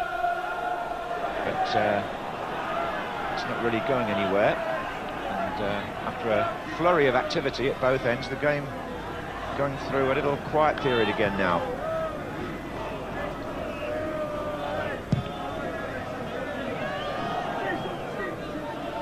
Seagraves.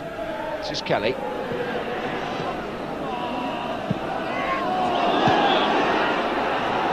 Barrett was a bit late on Kelly there. But up to now, it's been a well-contested cup tie without ever going over the border. Brian Hill has not had too difficult a job keeping the game moving. Here's McGinley. Daly. Saunders. Challenged by Seagraves. Lee starts to run now. David Lee. Well played by Steve Froggatt. A really good challenge when Lee had got on his inside.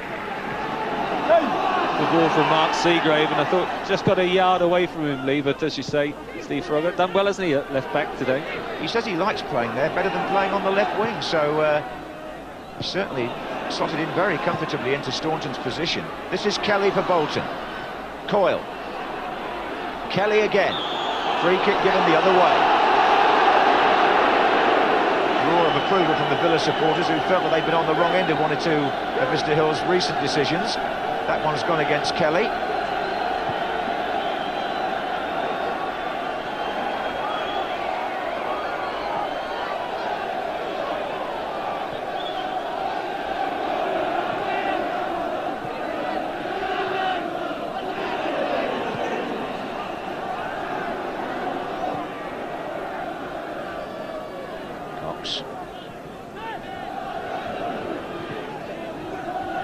York. Normally, I suppose, in the FA Cup, down the years, a team who've got home advantage against a team from a higher division would think their one and only chance to win was on their own ground. But with Bolton, of course, it's not quite like that, is it? Not the way it's worked out. And of course, Aston Villa themselves, up until that Tranmere result, probably have had better form away from home this year than at home. Oh, Barrett getting into a tangle again. This time with Coyle, and it's a free kick to Bolton. Seagraves and Stubbs are making their way forward. And Brown also, so 3 of the back 4 are up. And the crowd urging Bolton forward. Kelly will take it.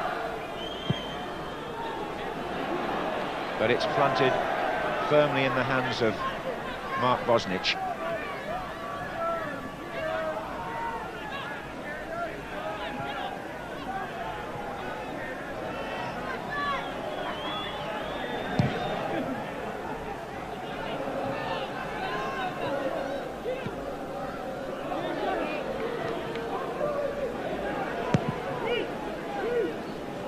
This is Houghton.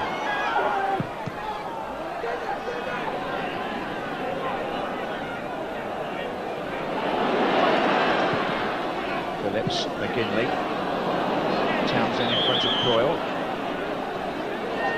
Townsend picked up and anticipated it superbly. He and Richardson have really worked very hard to win that possession. Yes, he had a couple of days off training with flu, Andy Townsend, and there was a little bit of a doubt about him actually yesterday, but he's come through, as you say, in good style.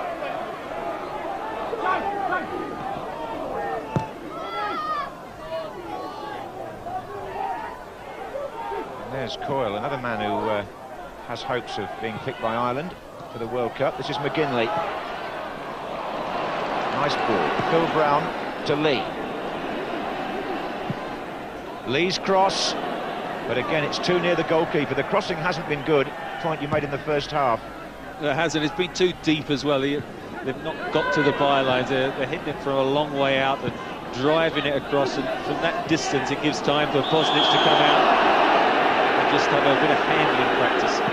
Froggatt was penalised there. He impeded David Lee, who was frustrated because he was nearly clear and away. So another free kick to Bolton.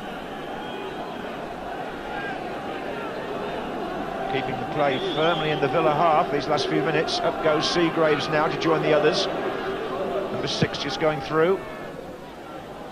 Comes off Cox, then McGrath, and then Froggatt.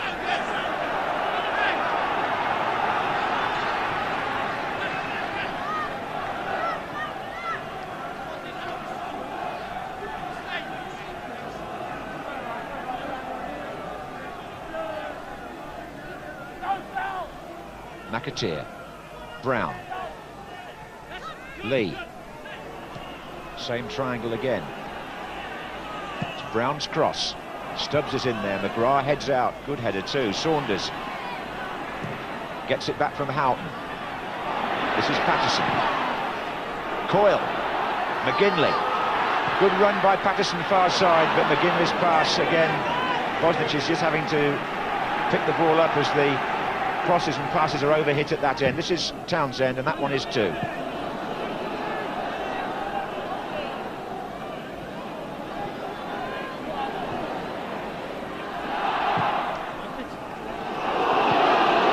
goes Barrett.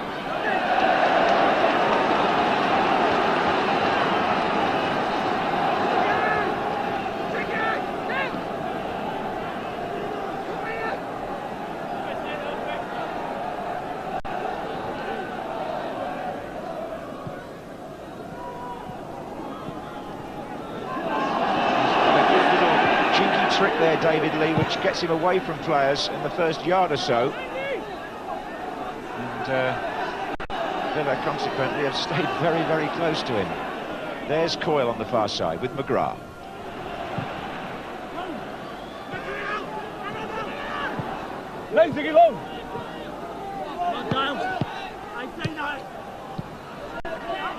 He certainly gets plenty of the ball, Lee. That's another overhit pass by McAteer. frustration creeping in now. You can see it on the players' faces. The final ball is just going astray. They've not got quite the pace to actually beat the Villa defence. Earl Barrett's a very strong runner. McAteer there in the middle hasn't perhaps made as many surging runs as we saw him in certainly the Arsenal games. And Townsend and Richardson, I think, have got a lot to do with that, because they've been winning a lot of the balls that have bobbled around in that area. I think the truth of it is that Aston Villa have done, up to now, rather better against Bolton than one or two of the other Premiership sides did. This is York. Richardson, that can all change, of course. McGinley. And here's Phillips. Oh, he nearly made a present of that to Cox, but just look at how casual Stubbs was in getting that ball to McGinley. Bolton have got a tremendous amount of confidence on the ball, all their players, it seems. This is Lee. McGinley again. They've worked it wide once more. McAteer is the player who's forced the corner. That was one of the best bits of play of the afternoon, right back from where Alan Stubbs looked as if he was in trouble, played it out defence, and it went right to the other end. Just again, the final cross just blocked. Well, again, Patterson will be trying to hit either Kelly or Phil Brown there in the near post position. Arms up, Brown. The clearing header only finds Lee. This is Patterson, he's onside. Beats Houghton. There's the cross. McGinley nearly made it. Seagraves up in front of him. Kelly. And still.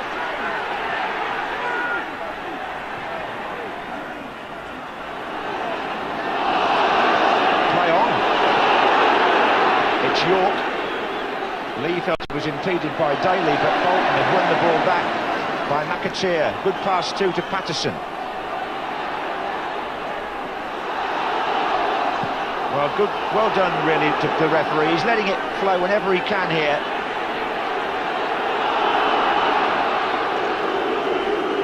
It may not be a classic cup tie, but I can assure you there's two sets of players who desperately want to get into the quarter-finals. Very competitive in that midfield area, isn't it? And still forwards finding it mighty hard to shake off defenders. Offside decision there against Dean Saunders. Brown has played it forward towards Coyle. The defender is Barrett.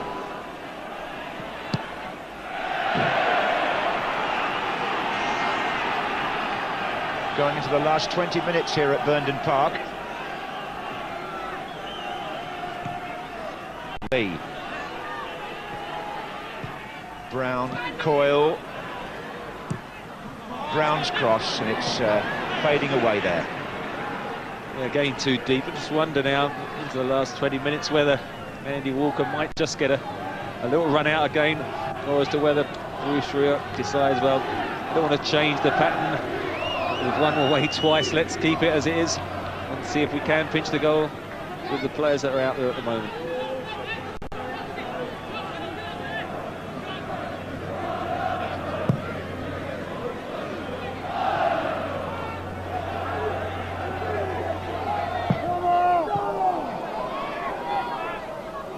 This is York.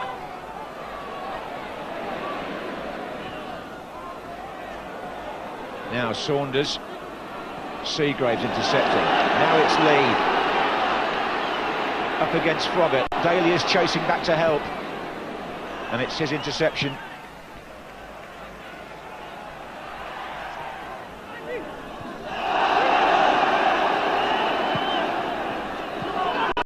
Brown. McGinley. It was McGrath who challenged him. I don't know what Mark Bosnich was doing, right on the edge of the area, only a yard or two away from McGrath. If it had dropped to somebody. Here's Kelly. That's going to be a free kick against Tony Daly. And Kelly has already tested Bosnich from there with a shot which the goalkeeper very nearly made a mess of, so we'll see if he tries again.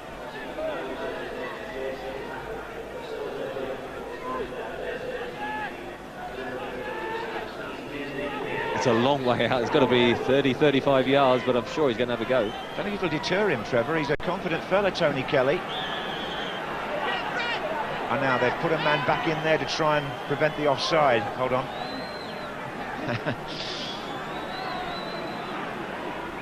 And there's Kelly again, but this time it would have done rather better probably in one of the rugby internationals, that one.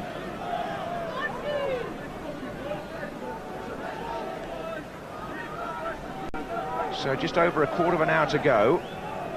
Bolton, who've drawn here with Everton and Arsenal and then won the replay away from home, may find themselves going to Villa Park. If they do, it would be on Wednesday week, and both clubs would then be in the draw that's following this match for the 6th round, that is. Houghton, Saunders. This is Richardson.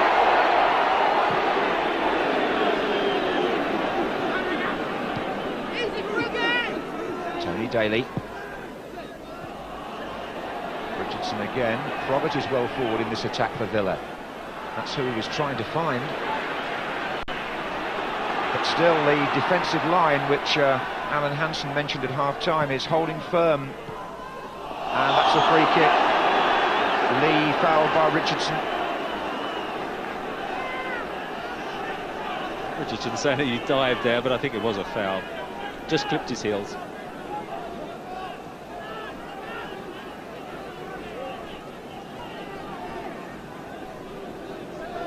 It's going to be Seagraves to take this.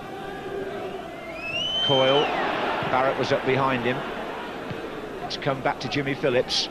Coyle wants it played in again. Header by Froggatt, only to McAteer. Now it's Lee.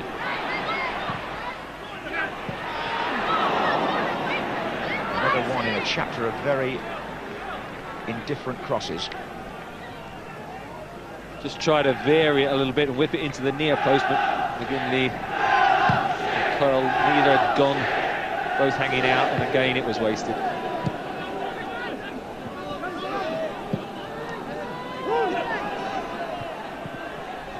Brown coming across to challenge Daly.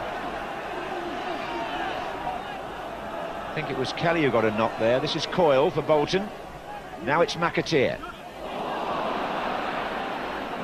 Good interception by Earl Barrett, who was almost the furthest Villa player forward there.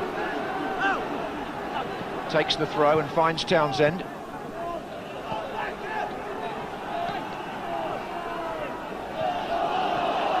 And here's Townsend again. York. Kelly to McAteer. Now can they get Lee away? He's got in behind Froggatt. Coyle in the middle, so is McGinley. Still Lee. Patterson's there in the middle as well now. Oh dear me, what a disappointing finish, that attack. They really haven't got the ball into those dangerous areas. Just took an extra touch there. He had a bit of space to whip the cross in, then knocked it forward, and again then took it too close to Froggatt. Coyle to Kelly. Coyle. Kelly goes again, intercepted by Houghton. And Villa have closed the door again there, and they've also got a free kick. Townsend was fouled.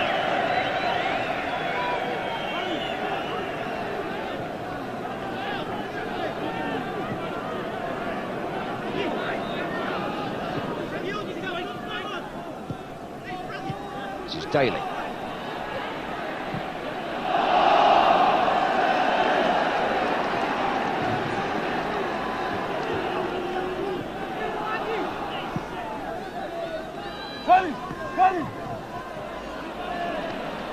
Brown.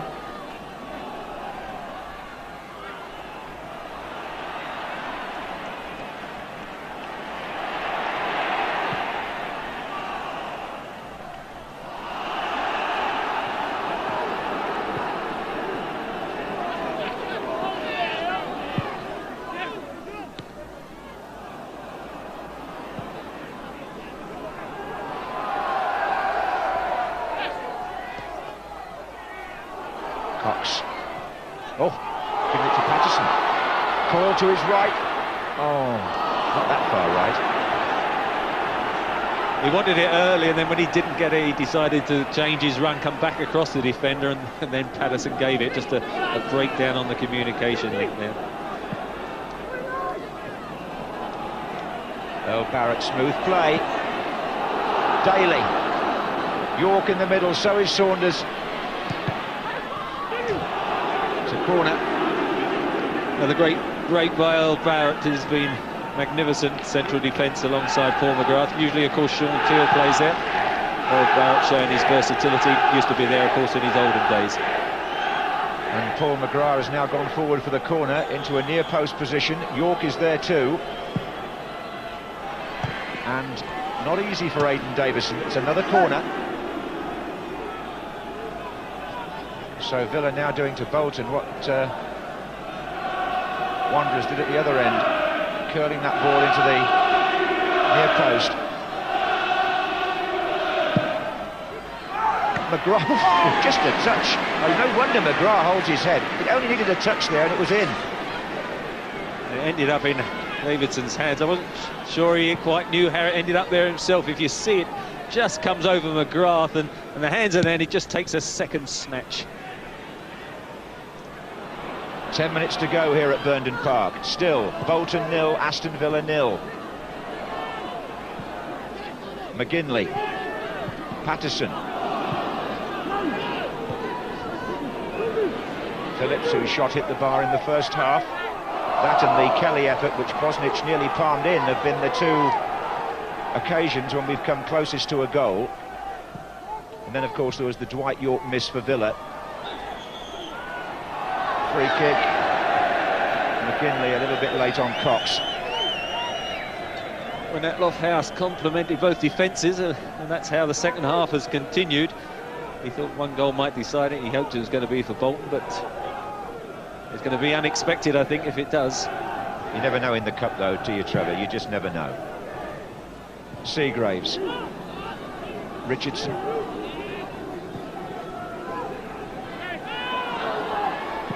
Kelly. Out to Lee. And he's up against Robert. And there are three the other way. And it's still Lee. And he gets dragged over by Tony Daly. Now, that is a dangerous position. Villa again coming up to the referee. McGrath in particular to contest the decision. He's very angry about that. It won't change the referee's mind, having said that. I couldn't see really the argument on that. It was Tony Daly got back, he sort of bundled his way into Lee, and very similar to position to the other two. This one a little bit closer. I'm sure he's going to have another go. Well, Kelly's there again, so is Stubbs here. And Stubbs takes it, it's in! I think he got a slight deflection, but it's a goal to Bolton Wanderers with 8 minutes to go. And Burnden Park suddenly goes wild. Stubbs took it this time, not Kelly. And on its way through, well does it, because it beat Bosnich down in the corner. Well, it was unexpected, wasn't it? Didn't take a touch. McGinley was in there with Barrett, which sort of just camouflaged it, but it was the side of the wall that you would expect the goalkeeper to be. And I would have said the Villa defence would have been looking and expecting Bosnich to be that side. He seemed to drift back towards the middle and then come back again for that corner, and it was too late. Well, actually, Kevin Richardson on the end of the wall put his foot out. It may have just got a glance or not, but Stubbs, the defender, opens up this cup tie in the last 10 minutes. And Aston Villa, the Premiership side, a goal down to Bruce Rioch's Bolton, whose cup dream looks like continuing. Certainly their supporters feel that way. And Saunders, Villa, who suffered defeat at Tranmere on Wednesday, now behind again on an Ensley League ground. And is there time for them to rescue this game? Well, there's time, but have they got the wherewithal with which to do it? Now Stubbs is in defence. He's played well, Stubbs. After that first quarter of an hour where he gave 3 or 4 balls away, He's looked very controlled and cultured, and possibly the fact that he took the kick rather than Kelly might have just caught Bosnich on his heels, because he hit it well, but I think everyone like us up here are expecting Kelly to have a third attempt. Well, just listen now to this fervour in a famous old football ground. The magic of the cup.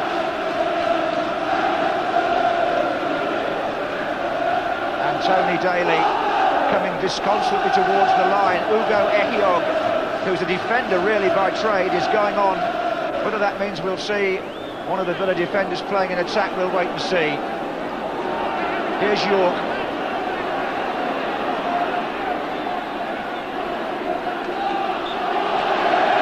And absolutely right, that is the side of the goal that's the goalkeeper's responsibility. It came past Kevin Richardson on the end of the wall, and it nestled in the corner of the net. A famous, another one of those goals that will go down in Bolton's Cup Chronicle. And here they go again. This is Jimmy Phillips. Coyle in the middle, McGinley further over. Good ball in. Barrett was stretching. Here's...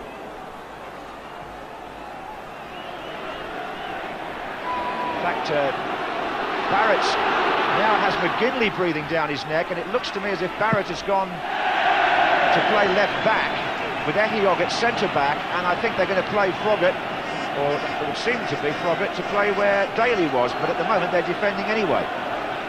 They're almost playing with just the three central defenders now, Magoo and Barrett and McGrath, and pushing Cox and Froggatt on now. Well, Ron Atkinson will be an unhappy man if it stays like this. Villa seem to have done the hardest part. They've survived a couple of near things, had their fair share of the play, but, well, there's just something about Bolton in the cup, isn't there? As I'm sure they would be the first to say. Well, if it stays like this, I mean, Everton, Arsenal, Villa, you couldn't have it much harder, could you? Well, no. Liverpool last season. Here's Townsend.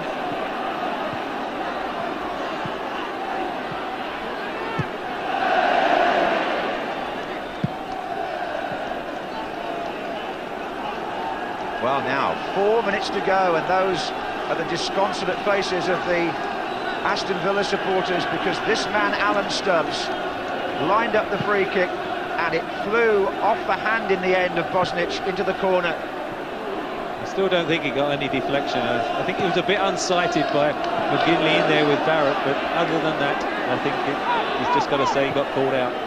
Yep. Well, his team are now 3.5 minutes away from an FA Cup exit, and from Villa's point of view, it will be a fairly inglorious one. Here's Ehiog. Are another top Premiership side about to bite the dust in the FA Cup in 1994. It really seems to have an Indian sign, the competition on the big teams this year. Here's another break by David Lee. McGinley in the middle, so is Patterson. Phil Brown, Kelly.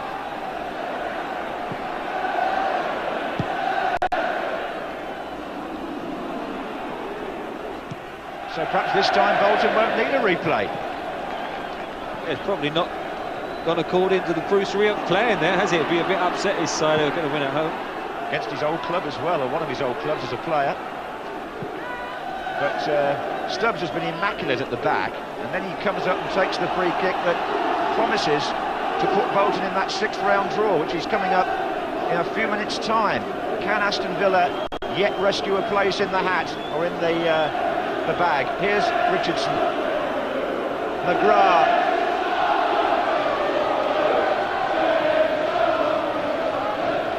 Definitely going to get Nat Lockhouse to fill in my coupon anyway if it stays like this. He did predict a 1-0, didn't he, to Bolton? He got it absolutely spot on if it stays like this.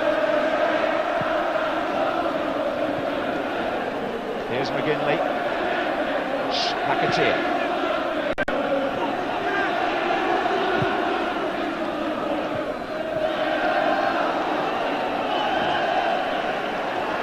Well, sometimes you can't quite put your finger on why the FA Cup is the greatest competition in the football world, but if you can't describe why it is, you can certainly feel it on a day like this. It just has a habit. of coming up with surprises, and here is another one in prospect. But perhaps it isn't a surprise when you think what Bolton have already achieved. Villa have got less than 2 minutes now. On by Richardson. Houghton.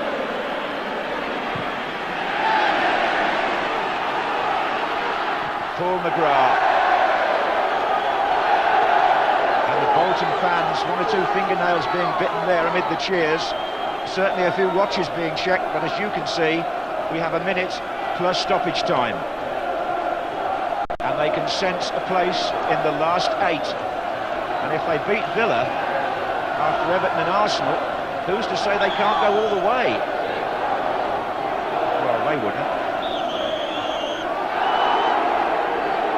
Jim Barron, the Villa coach, is on the touchline, frantically waving the players forward. They've nothing to lose now. They may as well just risk people up front, but they haven't done that. This is Lee. The back 4 and the midfield players are staying exactly where they were. And that's a good bit of play by McAteer. Phillips, and Bruce Rioch now says, get it forward. McGinley. Whistles around the ground as we come into the last few seconds. And Bolton Wanderers, one of the founder members of League Football, a club with a tremendous tradition. 4 times winners at Wembley in the FA Cup in years gone by. Very close here to another towering achievement. Here's Kelly.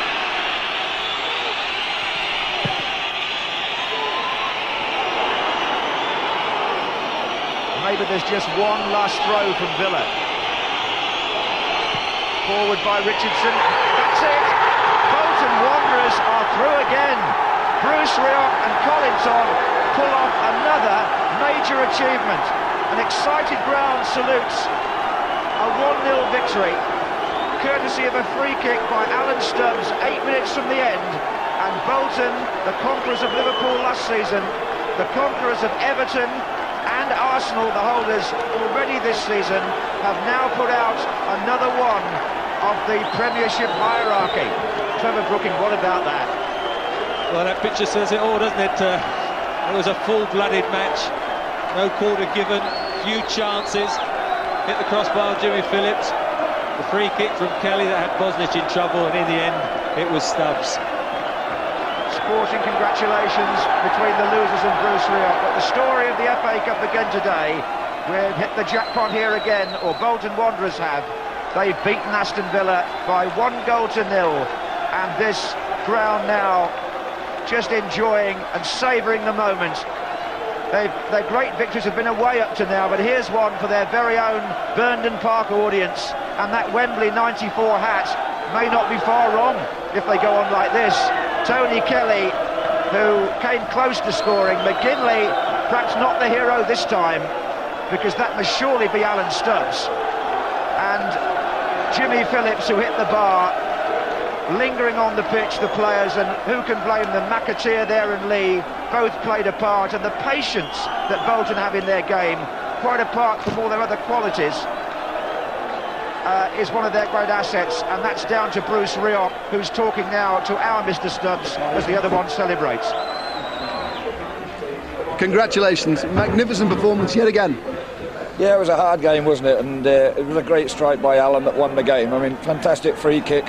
He's got 2 great feet. You came down this week and you saw the club and you saw the players, and it always was going to be tight here. And it only takes a goal, though, to win a game. So delighted for the boys. They've done extremely well today. Commiserations to the Villa, because they've worked hard today to try and take it away from us. But it's been a good result for us. I think they'll make you mayor of Bolton. No, I think the players have done great, and all we can do is keep the momentum going, Ray, that we've got going here at the club, and we have to do that. That's our job, and everybody together, and keep driving and keep pushing. Congratulations. Stay and watch the draw with us, please. Thanks, Ray. Bolton now very much thinking of Wembley. We'll find out who they've drawn in the 6th round in a few minutes' time. But at half-time, Luton were 1-up at Cardiff in the other cup tie being played this afternoon. Second half action now, brief action, coming from Tony Gubber. Paul Kite bringing the ball a long way out of his area. And it comes finally to Griffith. Wants to turn by Hughes. Brazil knocks it in. Gary Thompson got Stant! Great strike by Phil Stant! Oh, that was terrific! Cardiff have got it level. It's 1-1. And that really was the first threatening moment for Luton in this second half.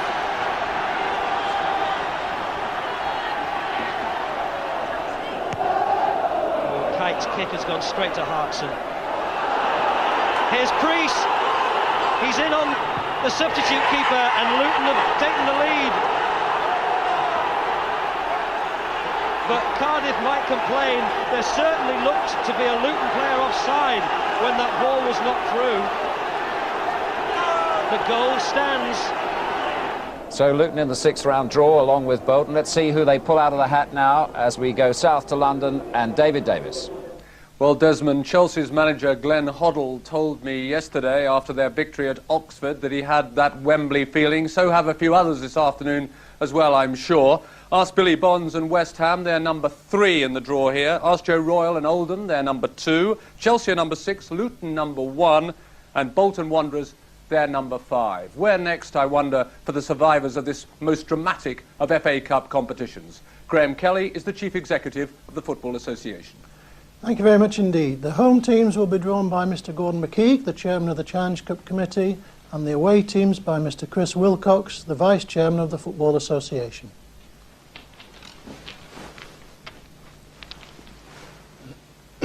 Number 3. West Ham United. Number 1.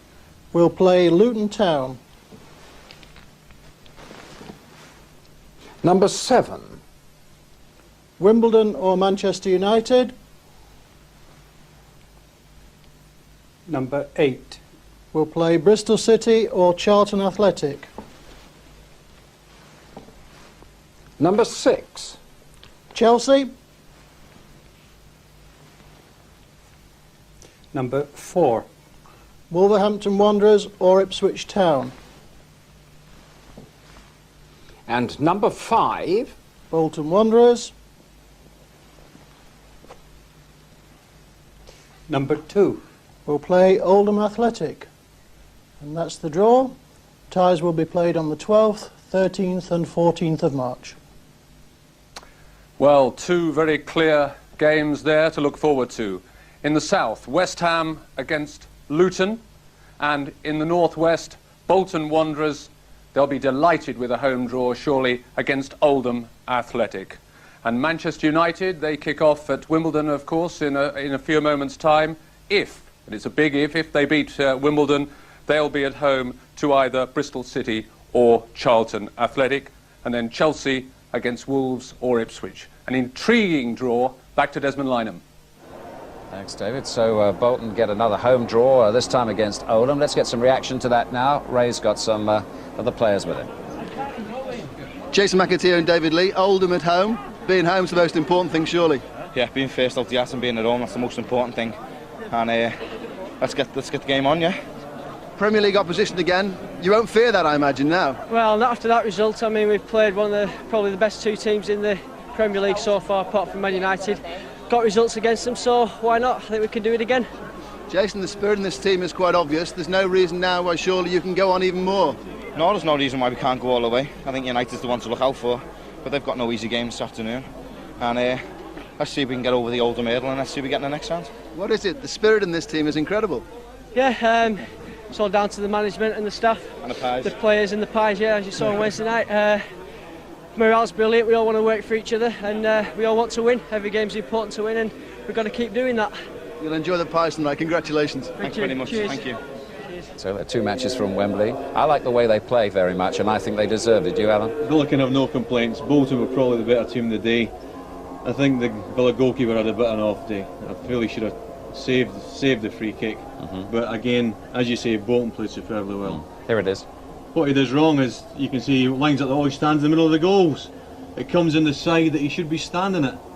And really the free kick wasn't he struck that well, and he should just save it, he should just pick it up, I think. I think he was expecting Kelly to take it maybe and go for the top corner, Yes, so he was possible. ready to go either side, but goalkeeping mistake, that's how it is decided, but it makes you think that some players in the Premiership are earning more money than perhaps, or getting more money than perhaps they're earning. Well, certainly Bolton, I mean, they stroke it around with great technique, play out from the back nicely, Alan, don't they? They play well, they played some excellent stuff, and Oldham with a hard tie in the next round against them, that's for sure. They're an excellent team. And it makes you wonder why they're stuck in the middle of the first division. It really does, because they've played remarkably well this season. It just shows you, they talk about the English game, you know, it's all too hustle and bustle and too fast to have technique. That's not right, is it? You can play with technique, as they show. Bolton showed that today, and Nat Lofthouse deserves all the credit for the inspiration of president that he gave to the club, he says. Wouldn't it be wonderful for them if they got to Wembley and Nat got there I just hope for the Bolton supporters they can keep a hold of the better players and the manager, you know, the managerial team as well.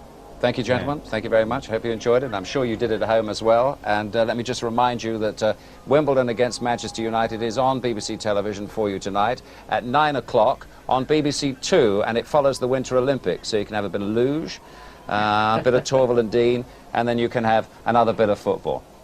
Bye for now.